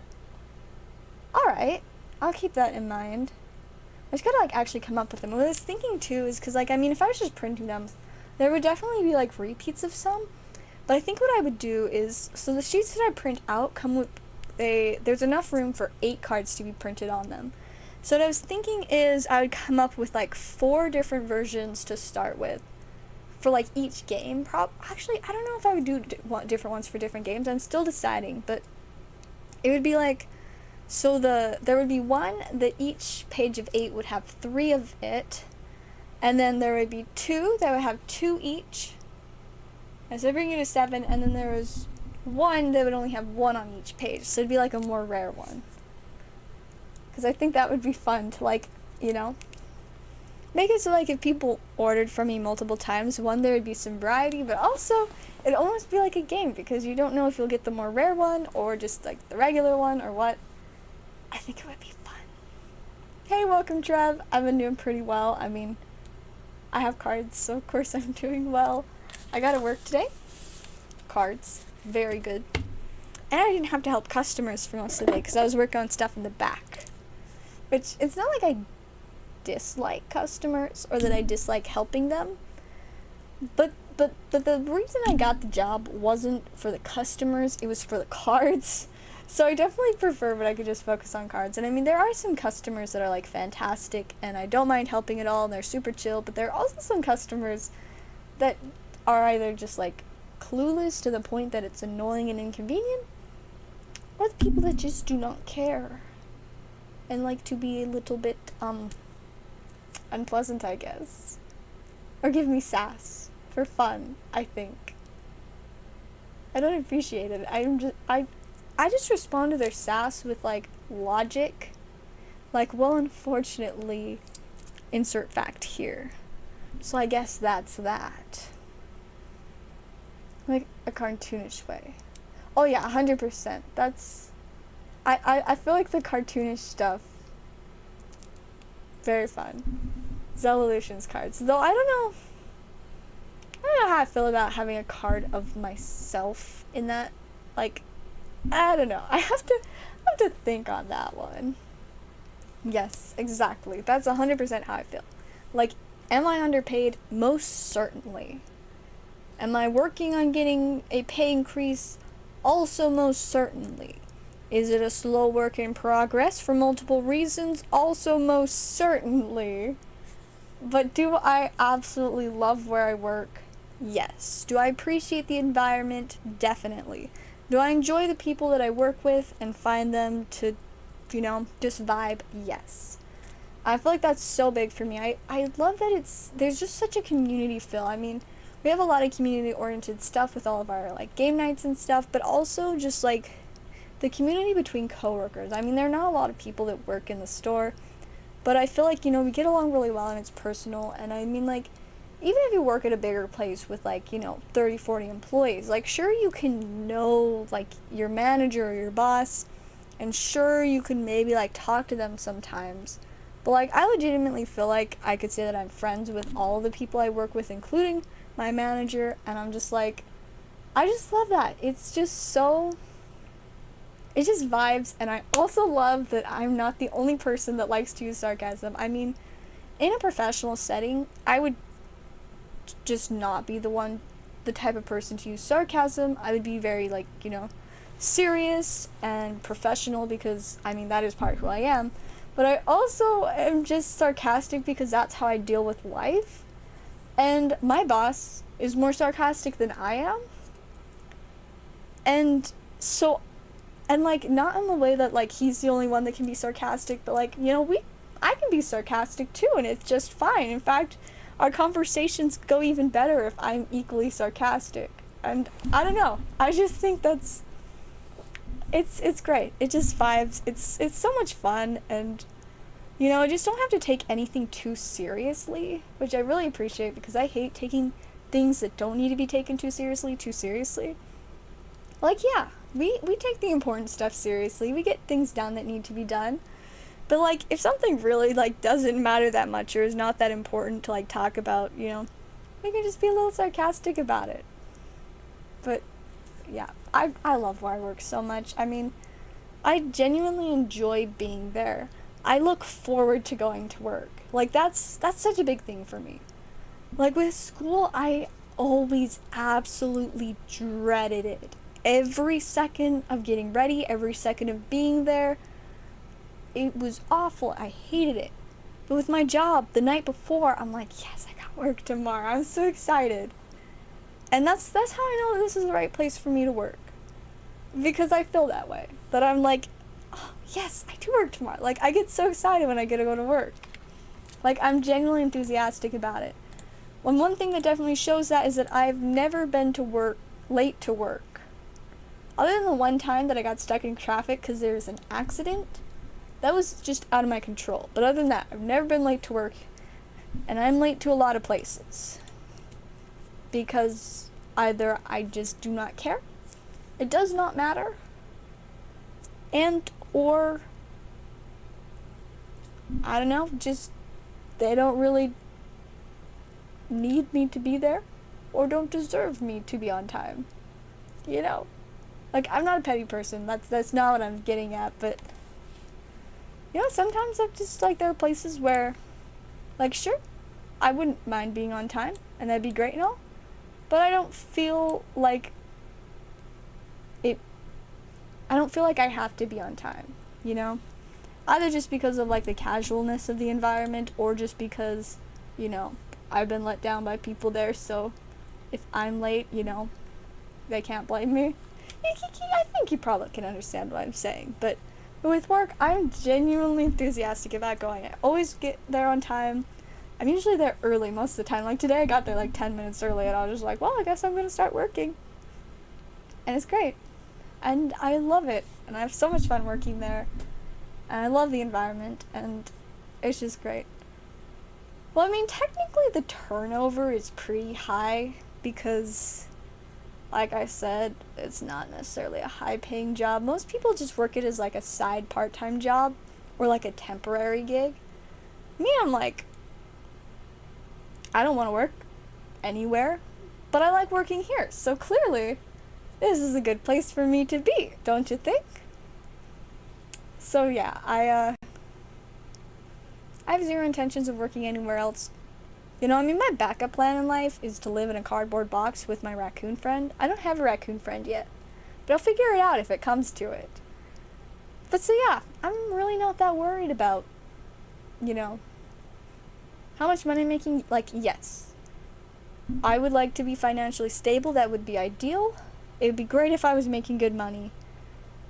But number one to me is doing what I love.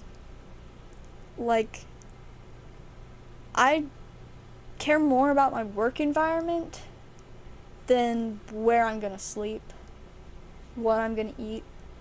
You know, because work is like such a big part of, I think, you know, your life. You just have to have a job. That's just kind of how it is. And it's something that usually a lot of people spend just as much time at work as they do, like, with the rest of the day, if not more, because a lot of the rest of the day is spent sleeping. So anyways, before I keep, like, talking about my life philosophy or anything, we do have an order, so I'm gonna get to that. Hopefully I'm not, like, boring y'all too much by, like, talking about my life philosophies and stuff. But the point is, we got another pull for Lizard Man. I think you just said random, right? In the middle. Okay. Let's say this is about the middle. Grab this one. Got a nice Tapu Koko sleeve. What's it gonna be? Ooh, Deontay EX. I love that. So I don't have a ton of EX and GX cards in here, but they're just enough. So every once in a while when we get one, I don't know, I just, for some reason, I really enjoy that. But yes, it's actually even a promo one too. X and Y 43. So there's your beautiful Deontay EX. Go ahead and add that into your stack. I have plenty of coons and boxes. Very nice, very nice. I mean, I could probably just get a box from work. We get huge shipments sometimes, and one of the times I was like, we could build a really cool box castle out of all these boxes, and my boss was just like, yeah, you can have them if you want. And I was like, I don't have anywhere to put them, but if one day I have enough space to build a box castle, or just need a box to live in, I know I'm covered. I'll just be like, hey, so I think I'm gonna take the boxes this time. My boss will just be like, go right on ahead. So another great thing about working there, it's just so chill. Like, I mean, I'm sure there are plenty of like managers and bosses out there that could just have a casual conversation about building box castles with their employees. But I must say, I genuinely appreciate that that's something I can do at my work, is have a conversation about box castles with my manager. Like, I don't know, but that's pretty vibey. Yes, there should be. If I remember correctly, I think the Umbreon V character card?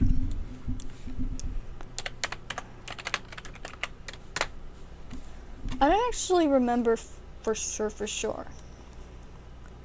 But I think I put this in there. I don't know if it's Japanese or English though. But I'm pretty sure. Went down and then back up. And then down kind of. But yeah. I'm pretty sure there's one of these in there. There probably is like regular Umbreon VMAXs, like 1 or 2. Maybe an Umbreon V, I'm not sure. But I'm pretty sure I put one of these in there. Box castles, yes.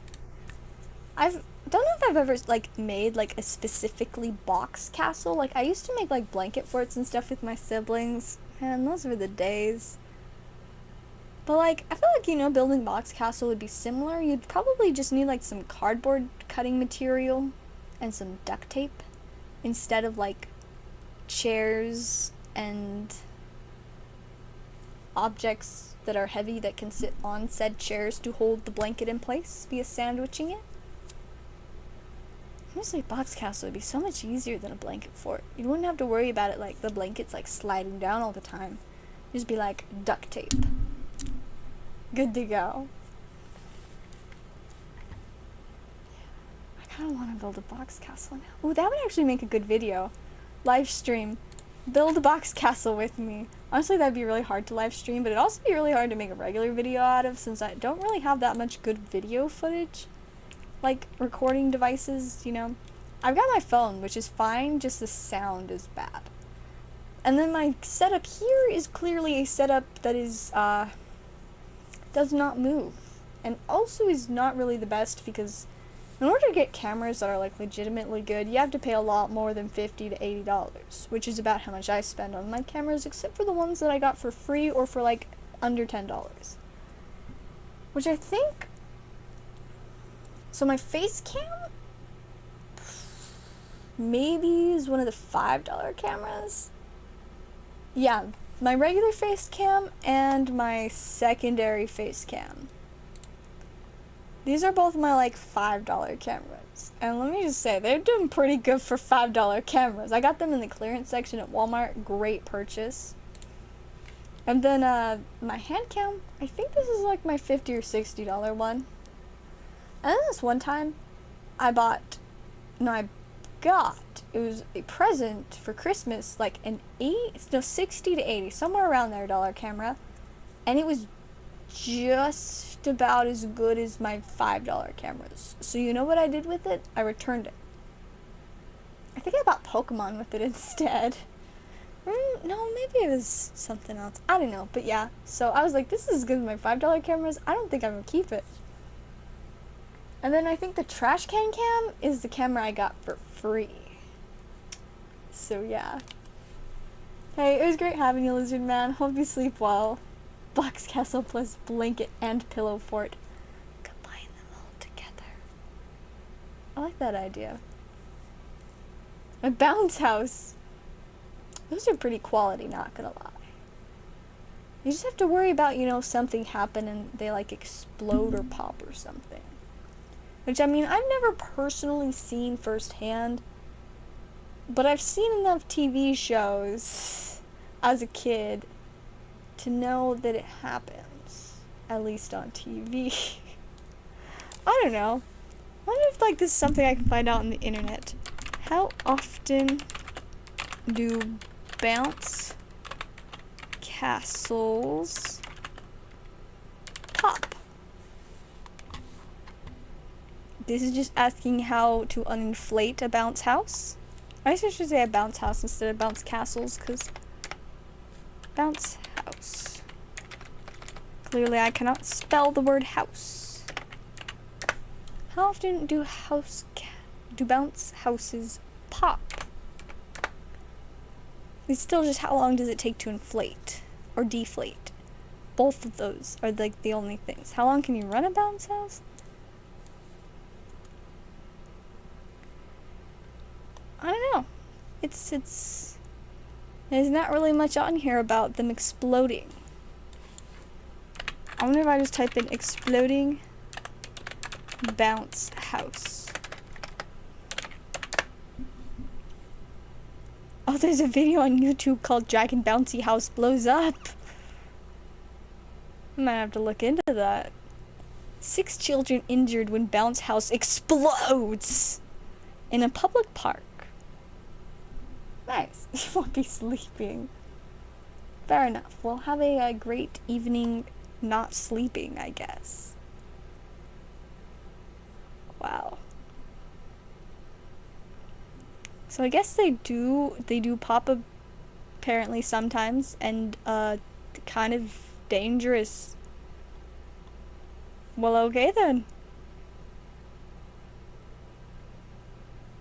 Alright, so yes, it does look like they explode sometimes, and it's not a nice affair. It's actually pretty serious, so not a joke. Don't let your bathhouse explode. It's like, girls 3 and 4 critically hurt after bouncy castle explodes.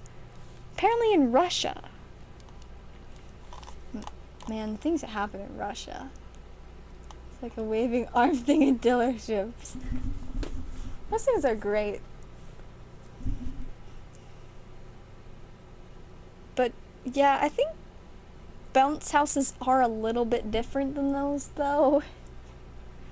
They do kind of need the air to stay in there a little bit longer. Because, I mean, if I tried to, like, step on one of those mans, I think it would just, like, be like, kind of freak out. I guess maybe it'd pop, but it wouldn't be, like, super extreme, I don't think. But yeah, it looks like, bounce castle explodes and flies 25 feet into the air.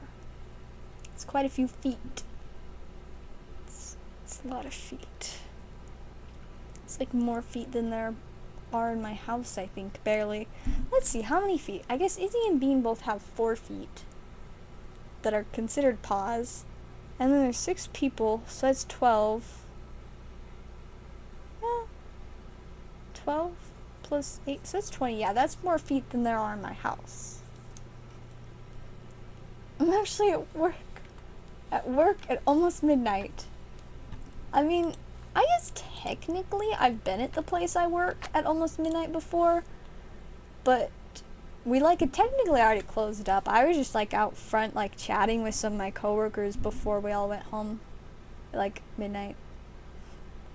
Or I think like the week before I started working there was an event and I was there pretty late, but apparently I learned they used to have like midnight release parties for new Magic the Gathering sets when they came out. And I don't know how long that like lasted, but apparently they don't do it anymore. My boss is just like, no.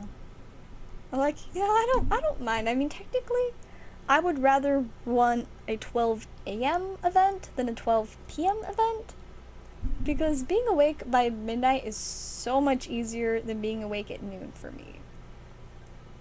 But instead, I get to help at 11 a.m. events, which is even worse than noon. I actually have to open at 11 on Saturday this week, and I'm not super excited about it, but I don't really mind because it's so that my boss can actually have a day off, because he almost never takes days off other than when we're closed on Sunday. I mean, he gets like 1 day off a week sometimes. But now that one of my coworkers left, it'll be a little more difficult. But I'm hoping that it'll just mean that I will get scheduled to work even more, because as aforementioned, I both love my job and don't get paid a lot. So if I want more money, I have to work more. And I like to work, so it's fine. It works out. So yeah, just, more work for me. I don't mind. I like it. I get paid a little bit for it. But yeah, so yes, I have to open on Saturday, which I'm not super excited for, because we open earlier on Saturdays than the rest of the week. I think technically our schedule, like before COVID, I think it like usually we open at noon. But then we just had like the temporary schedule and it never changed back, and I don't think anybody really cares that it never changed back, or at least of the people that work there, because nobody really seems to be interested in opening earlier than 2 on the regular day. For many reasons, me being that I will gladly sleep until 2 on a regular day. It's good, it's good. Usually I don't even have to open at 2 though. I usually come in at like 4. That's like my average time, because sometimes I come in at 6, which I don't like when I come in at 6, because it's really inconvenient, because usually like I'll show up and then my boss will like leave right then, because that's when his shift ends, and so I'm just like, okay, bye. I can't ask any questions or like buy anything myself. Okay. And then I have to like run events and stuff, which is not that bad, but sometimes like the event software will cause issues and stuff, and I'm like, I don't know how to troubleshoot this. I just know how to run it when it works, not when it doesn't work. So, yeah. Work overnights. It's 2 a.m. here. Honestly, I could totally pull off 2 to 6 a.m. shifts. I'm usually awake during that time anyways. Actually, that's when I usually do my TCG player shifts. I usually work on TCG player at times between 10 p.m. and 6 a.m. Sometimes even until like 7 a.m. But usually I try to be in bed by 5 or 6 a.m. But it depends on the night. But yeah, that's usually when I do my TCG player stuff. So like,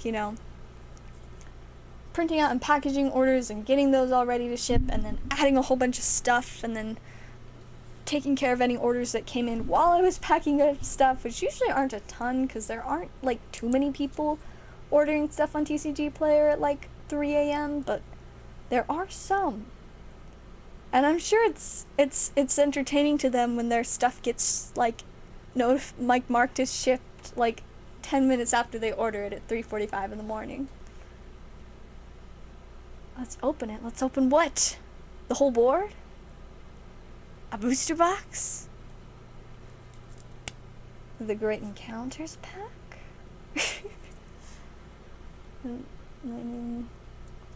Towards the investment side of things. 5 to 9 days. Like, I could just never work a 9 to 5. Just simply could not. I would just be like, no. So conveniently more often I work 5 to 9. 5 p.m. to 9 p.m. that is. Technically it's more like 6, but sometimes I guess I work, I guess a lot of the times it's like 4 p.m. to 9 p.m. and sometimes 10 p.m. Honestly though, I feel like I really ought to just like work full day shifts more often, because there's always so much that needs to be done that just never ever happens, and it'd be a lot more convenient to just like work like a solid 7 hours straight on it. Because yeah, there's so many projects that need to be taken care of. Like, I was like sorting away some new Yu-Gi-Oh cards in our boxes, and for some reason of the same type of cards, because each different type of Yu-Gi-Oh cards has its own set of boxes. So like all the monsters have a set of boxes. There's like the ABC box, and then the E through F, and then the G through I, just like, a bunch of boxes like that. And there's a series for the spell cards, trap cards, same things. But I was noticing for the trap cards, I think it was, that there were 2 boxes that started at A, like AB, like the letter, like words like, absolute, above, like words that started like that. And I was like, So see, these should be together, right? So I finally got around to asking my boss about it the other day, and I was like, why do we have two different boxes for the trap cards that start with the letter A? One of them ends at like M and the other ends at like C, and I'm like, what is this? He's like, so those boxes were sorted by a couple of high school dropouts, and yeah. I'm just like, kids, if you do anything, just at least graduate high school. Because, like, not only is it kind of just a mess, but a lot of it was sorted really badly, too. I will, like, find things that are just, like, very obviously not quite right. And I'm just like, these were high school dropouts? Or, like, kindergarten dropouts? But so anyways, I started working on fixing that, but I was the only person on shift for like the day that I was working on it. And so I had to take care of customers most of the time, and I barely got anywhere. And I'm like, this definitely needs to be done because it's a problem whenever we need to look for cards, because there's two boxes to check, but usually we only check one of them, so we don't actually know if we have it or not. And so I'm like, this definitely needs to be fixed, and it's been this way for longer than I've worked here, and I started working in November. That was multiple months ago. Maybe this should get taken care of. I don't know. Maybe. So yeah, there's that. There's also multiple Magic the Gathering, like, bulk boxes that are not sorted that would not be bad if they were. I also feel like we need somewhere to keep, like, a list of all of the Magic the Gathering sets that we actually have boxes for. Because sometimes I just, like, stare at the shelves, like, hoping that I'll find, like, the box. Like, earlier I was looking for the set Nemesis, and I was like, I don't even know if we have a box for it. Never found one. Still don't know if we do or not. Nemesis. I feel like we probably don't, because I think it's older. Nemesis booster pack. It's like $30. Nothing too expensive in it, though. But yeah, I still don't know if we have a Nemesis box or not, but I couldn't find one, and there's nowhere to tell me whether or not we have one. So I was like, how much more sense would it make if we just had a list that told us all of the sets that we have boxes of? So if we needed to look for something and it was only from like one set, we could just be like, well, we don't have that set, therefore we don't have that card. But no, we just have to look through all the boxes and guess, and it doesn't help that like some boxes have like multiple sets in them, and some of them, like, it'll have the actual set name, whereas others is just, like, an abbreviation, and I don't know all the abbreviations for set names, especially when they don't even always use, like, the official abbreviation, because a lot of Magic the Gathering cards or sets will have, like, an official abbreviation, like Neon Dynasty. This is a focus. You can see that there's an N-E-O for Neo. Neon Dynasty. Won't really focus, but I assure you it's right there. Let's see. Come on. Stop trying to focus on the background. No, but yeah, so, like, some of them, like, actually have those abbreviations, so we use those, but, other ones, you know, and it's so chaotic. And there's even one box that the lid that has the name for it is upside down. Like, it was written on the lid upside down. And so, I always just look at the first letters of whatever's on the box to try to figure out, like, okay, that's the right letters, this is the same set. Yes, no. And so when it's upside down, I just look at this upside down letter N on the end, because it's from the set Ixalan, and I'm like, N, no, that's not what I need. But now maybe I was looking for Ixalan. This has happened before, and I couldn't find it. And then later my boss is like, oh yeah, see, here it is. I'm like, it's upside down. Oh, there goes my hat. But yeah, so it would not be a bad thing. And if maybe we like put them in like a certain order on the shelves or something, so we know what shelves to find things on, for me that would make a world of a difference. But will it ever get done?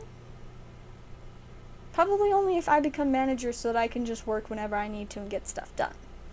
Which sounds like there's a good chance it'll happen, but not for any time soon. But yeah, so that's just one thing that needs to be taken care of. I'm going to check orders before I keep, you know, talking about all the things that need to be done that just doesn't get done, because, I don't know. Alright, there's no more orders, so I I keep explaining all these things. Y'all don't really need to know, but I think they're at least probably somewhat interesting. Seem to be interesting to like 7 people watching. Thank y'all for watching and listening to my random things. But then we also have tons of stuff in the back that the way that it's sorted is just kind of absolutely trash. We have some boxes of Yu-Gi-Oh stuff that, you know, so like, see how I got this like this magic stuff over here. So I've got this in alphabetical order. This is the second box, so it starts at M, but then it goes N, O, P, Q, then we have R, S, T, you know, it goes like this. Right. It goes left to right. Like you read. But we've got these Yu-Gi-Oh boxes that start with A right here, then like B, C, then D's in the middle, E, F, and then G's over here. And I'm just like, what?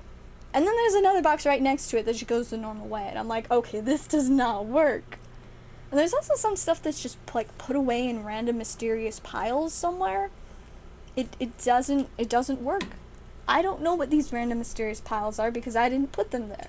Maybe if I put them there I would know, but see now if I just for some reason couldn't come into work and somebody needed to find something that was in a random mysterious pile and they couldn't because they don't know what this random mysterious pile is. See the problem? So we got tons of stuff that needs to be sorted and fixed back there as well. And then also, I think it would do the store really well if we like washed down all of the tables and shelves and things. 'Cause like, yeah, we do a little bit of cleaning here and there, but there's a reason the carpet looks like absolute trash, and it's not just from being used a lot. I also think that it almost never gets cleaned. And that brings me to another thing, is our vacuum is a piece of garbage. It's one of those cool jetpack vacuums, so you know, it's got like this good idea, and then you use it, and it's not good. Like, even like, a portable vacuum would be just fine, you know, one of those ones that you just have to plug into charge, and then you can unplug it and bring it around without a cord. That would be so helpful because it's not easy to bring a vacuum with a 50-foot, even with a 50-foot extension cord around through a bunch of tables, shelves, etc. It's not very easy, and whenever I have to go behind the front desk, I think I'm probably the only person to have ever vacuumed behind the desk. Like the area where the employees are? As far as I can tell, as far as anybody knows, it's never been vacuumed before. Other than when I finally just did it. And I honestly can't blame them because it's kind of difficult to get this big chunky jetpack vacuum with this really awkward long hose thing behind a bunch of glass cases. It's scary. And a bunch of shelves and a bunch of stuff that could get knocked over. Like, I kind of see why. Yeah, I kind of see why. But yeah, so, a portable vacuum would be so good. Or even just, like, any normal vacuum. But preferably a portable vacuum so we can, you know, get under all the chairs and behind the counters. I'm really tempted to just show up to work one day with the portable vacuum that my family owns and just be like, we need this. Or just, like, sending a link to my boss and being like, can we get this for the store? Because we need it. So yeah, that's another thing that really would be great. See, I haven't been reading too much of the chat. Sorry, I just read the word shift in the chat. Let's see. Right here at 8 p.m. It's 10 hours. Only 4 nights a week. 10 hours. I don't think I've ever had to work that long. I'm at where I work, though. It's probably because most days we're only opened for 7 hours, so I think there's one day a week, Fridays, when we're open for, actually, yeah, I definitely don't think there's ever been a time that I've been there for, like, 10 hours, but there might have been once when I was there for, like, 8 or 9, because it was a Saturday, and we're open longer on Saturdays. We're open 1 hour longer on Fridays, and then, like, 3 hours earlier. Yeah, so 11 to 9. It's like 10 hours, yeah. But I don't think I was there the entire time, so not quite. But, yeah. Well, see, that's totally like how I feel. Like, people just like work their lives away and they hate it. And what's the point of that if then you're just gonna be old and your back's gonna hurt and you can't do anything?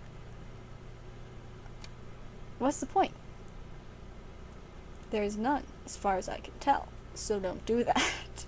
That's kind of the idea that I've gotten. So, yeah.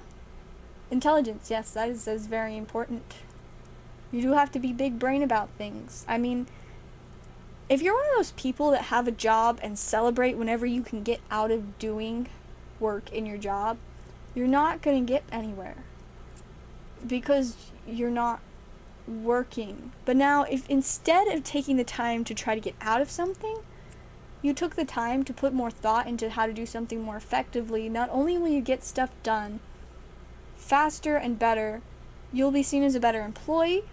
You'll most likely have a better chance at getting a raise or a promotion. You know, it just works so much better. Just use your brain for good things instead of just being like, how can I get out of doing work? Instead, think of, how can I make this work easier for me and those around me? And also make myself a better employee and get paid more. I don't know. Everything but a desk job. Oh no, yeah, I would never work with food. I don't like cooking for myself. I don't cook for myself. Why would I cook for someone else? I wouldn't. I won't. I never will. I guess unless, like, I get guilted into, like, something, but I don't know. Probably not. Yeah, no. When I get married, I'm gonna just be very clear. I'm like, I'm not gonna do any cooking, so either you do the cooking, we just eat things that don't need to be cooked, or we were not meant to be. Those are the options. A rug steamer. No, we don't even have rugs. It's just straight up wacky carpet. But we're gonna probably get tile soon though, so that will be good. Some free food. And see, now this thing is, I don't even like most food. I don't think I'd ever get anything. Like, if I worked at a food place, I'd be like, I don't even like any of this. I'm not gonna eat it. What's up? Cards. Working with cards. Because I like doing that. Door and listening to the stream like a podcast. I feel like I could make a pretty good podcast, though. Like, I don't know, I'm pretty good at just, like, going on and on about interesting stuff. I mean, tonight's been one of those nights where I've just been talking a lot. I mean, we actually did have some orders, which was better than the last 2 streams. I don't think we had a single sell, and so it's mostly just me talking. But, I mean, for a while, I was kind of burnt out from, like, you know, talking and stuff, so there's a couple months where I feel like my streams got really boring. I think a lot of it, though, is because I was trying to, like, play games, and then I just got to the point where I'm like, you know what? Playing games during stream, I feel like it's just, like, making them worse. So then I stopped, and now I just talk again, and honestly, I feel like it's better. People seem to enjoy it more, too, or at least my audience does. So, that's why I talk instead of play games now. And I mean, I've got a fairly decent amount of interesting things to say. I mean, maybe if they're not all interesting, at least you can just be like, wow, this girl's weird. And if that's gonna make you keep watching and enjoying, question mark, cool, I can keep doing that. She's a rambling girl. Yeah. Save your body, save your time. I mean, like, yeah, life isn't just about, you know, burning up your existence working a job you hate so that you can retire. Like, what? That sounds like a scam. I would much rather enjoy what I do, vibe, have some fun, maybe not always have the most money, possibly end up living in a box, but at least enjoy it. I mean, some people probably just are physically incapable of enjoying living in a box. I mean, nothing will always be perfect about living in a box, but there are also other people that could just totally vibe with it. some ways I feel like I could be one of those people. Just give me a quilt. Actually, don't give me a quilt. I already have a quilt. I'll just take a quilt with me to live in my box. And my raccoon friend, which will also be warm. And it'll be great. I'll just, like, go to the duck park, pretend to be a duck, and can get some bread to eat. You know, drinking fountains for water. I should be all set.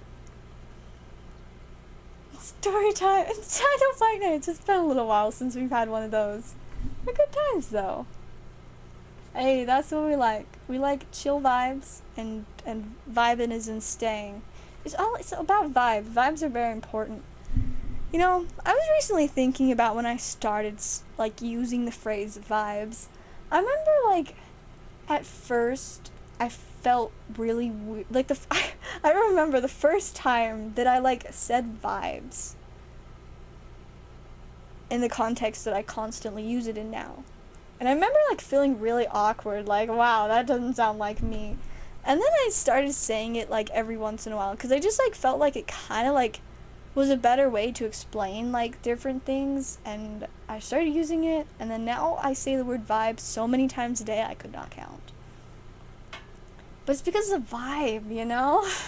The vibe of the word, the vibe of the conversation. It just adds up, and it explains a lot of things that I couldn't otherwise explain. All about the box life, heck yeah. That's what we like. Well, so speaking of talking, as much fun as I'm having talking, I am getting a little bit tired, and I do have work tomorrow, and I do have to do TCG Player before I sleep. So, I'll wait about 5 more minutes to see if we have any more orders or anything, and if not, I'm going to go work on TCG Player stuff, because I like this stack of papers here for orders, and a few more that still need to be printed out. I've got a lot. Using Vibe for years. I think, it probably been like a year and a half, maybe? Because I remember one of the first times I used it, I was at a friend's house. I think I was, like, talking to his mom. Kind of funny thing to remember, but yeah, I kind of have vague memories, but I haven't hung out with him in, like, a year and a half, so it would have had to have been before that. So probably around, like, a year and 8 or 9 months ago, probably was when I started using the word vibe. And since then, it's just become a regular part of my life. Vibing. Using the word vibe. It really is a vibe. But, you know, I feel like it works. It gets my point across. I don't think I sound weird when I talk about vibes. You know, sometimes I don't even know what I'm talking about when I'm talking about vibes, but somehow the vibe gets across, you know? Maybe you don't know, but if you don't know, then it makes sense. It just makes sense. Just assume that it makes sense and you're good to go. Yes. Millennial hippie. Yeah, fair enough. I do see why vibe might be in your vocabulary. That's pretty understandable. I just use the word vibe because I care greatly about the vocabulary that I use and how the words that I say encompass the point I'm trying to get across. And I personally have found that the word vibe often is a way that meets in the middle of. So my problem is I use a lot of vocabulary words that nobody knows what they mean. They're just like, what are you talking about? Especially like friends that I talk to online that English is their second language. They're just like, excuse me, what? And I'm like, oh yeah, I forgot. Not even people that only speak English knows what that means. Because I don't know, I kind of have a thing for fancy vocabulary words. It's just, you know, always really resonated with me using very fancy vocabulary words. I mean, I've always been a high-level reader. I've always just, you know, gotten that kind of stuff. Always kind of vibed with it.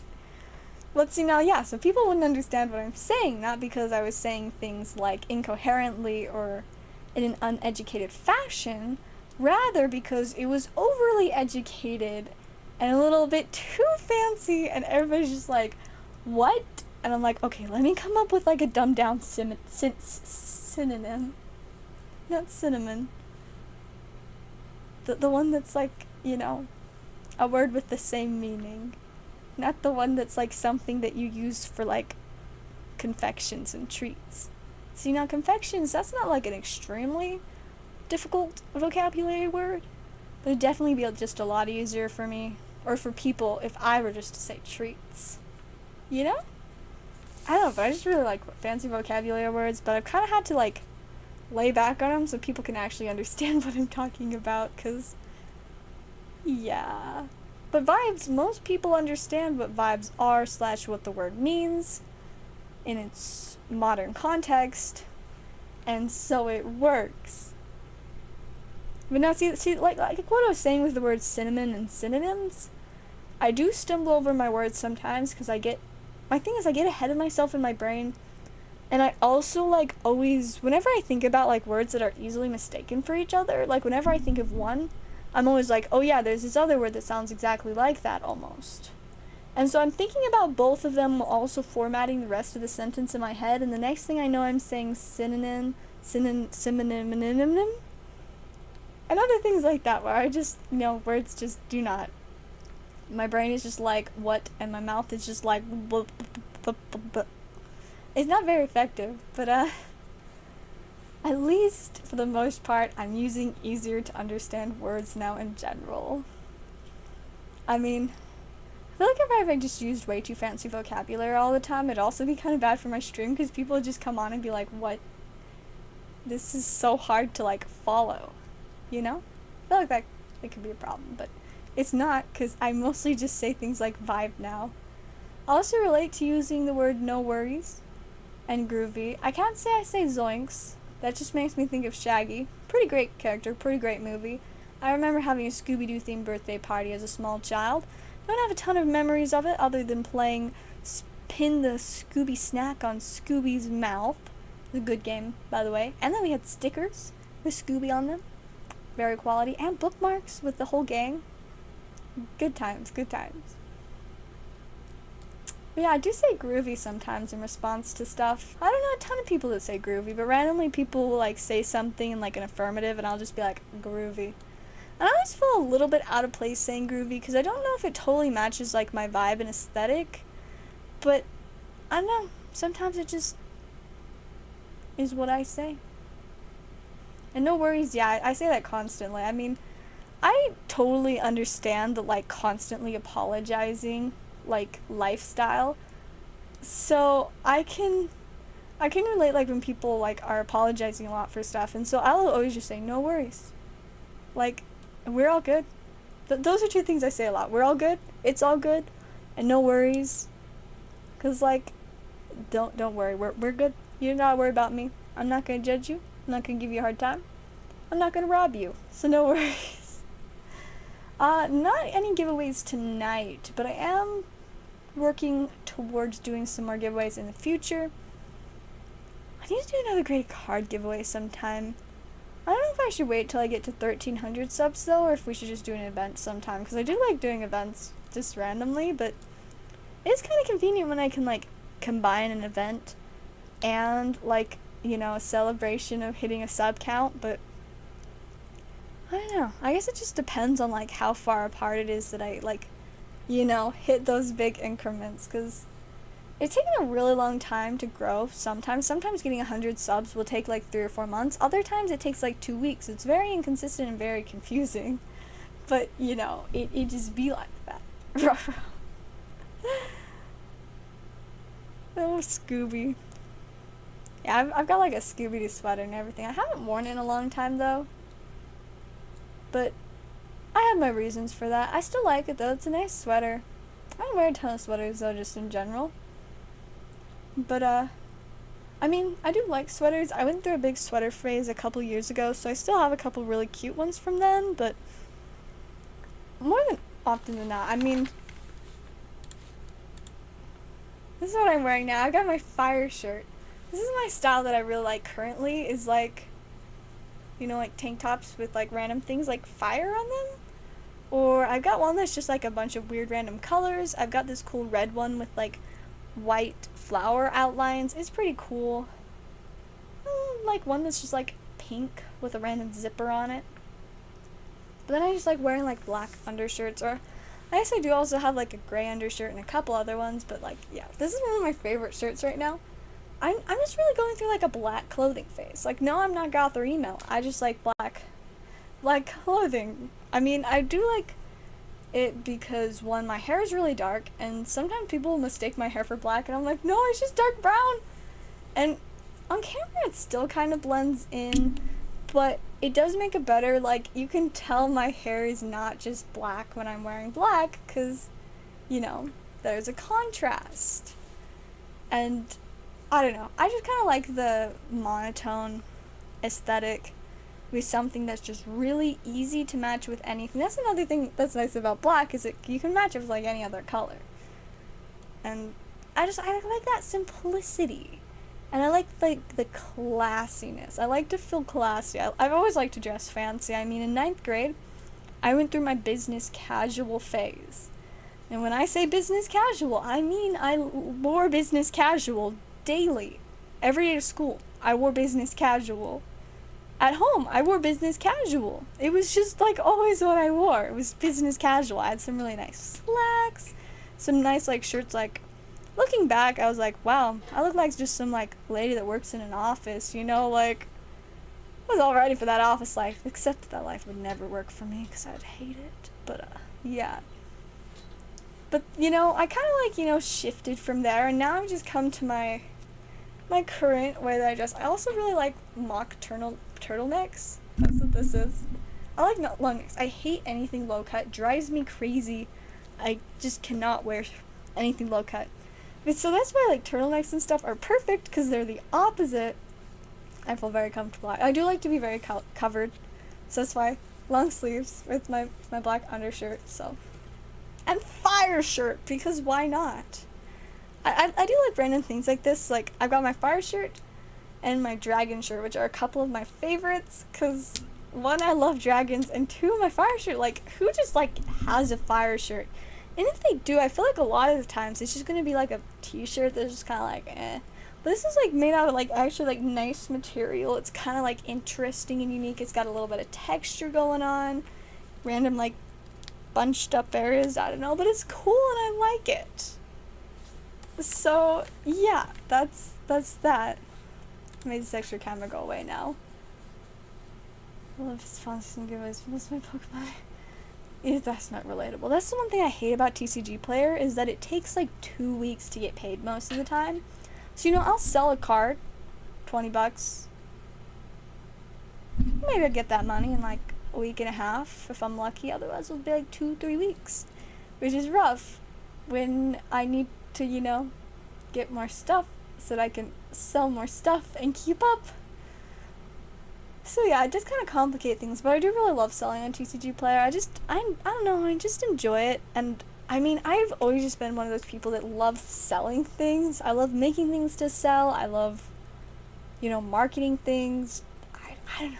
I just enjoy it. It's always something I liked. I mean, like, during 2020, I spent like most of that year making and selling face masks. I loved doing it. It was so much fun.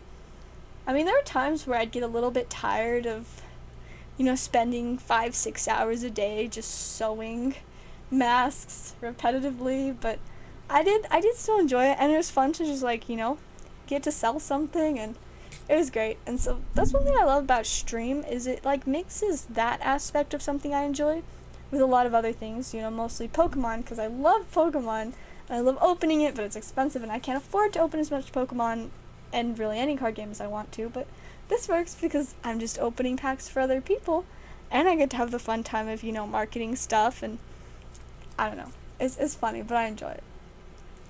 No, see, I also enjoy selling stuff at work to an extent. Like, I don't know, I feel like accomplished when I sell things, but there are also aspects of, like, the different kind of environment at work that I don't love as much, but that's mostly just because I don't want to deal with difficult people, but, like, it's fine.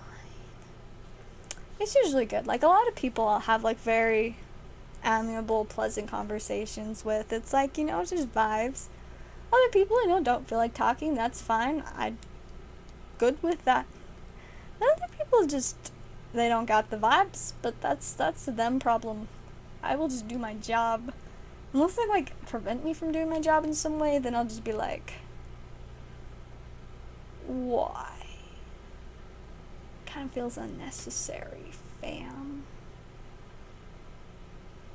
But yes, that's that. Anyways, it's been about 5 minutes. It's been more than 5 minutes, not gonna lie. So I'm gonna check orders one last time, but then I think we're gonna wrap up stream for the night. I had a fun time. We haven't opened too much, but we did get to open some packs tonight. So as long as we got to open any, I'm content. It looks like Neo Discovery is probably gonna be the one. That one's got 45% of our 31 votes.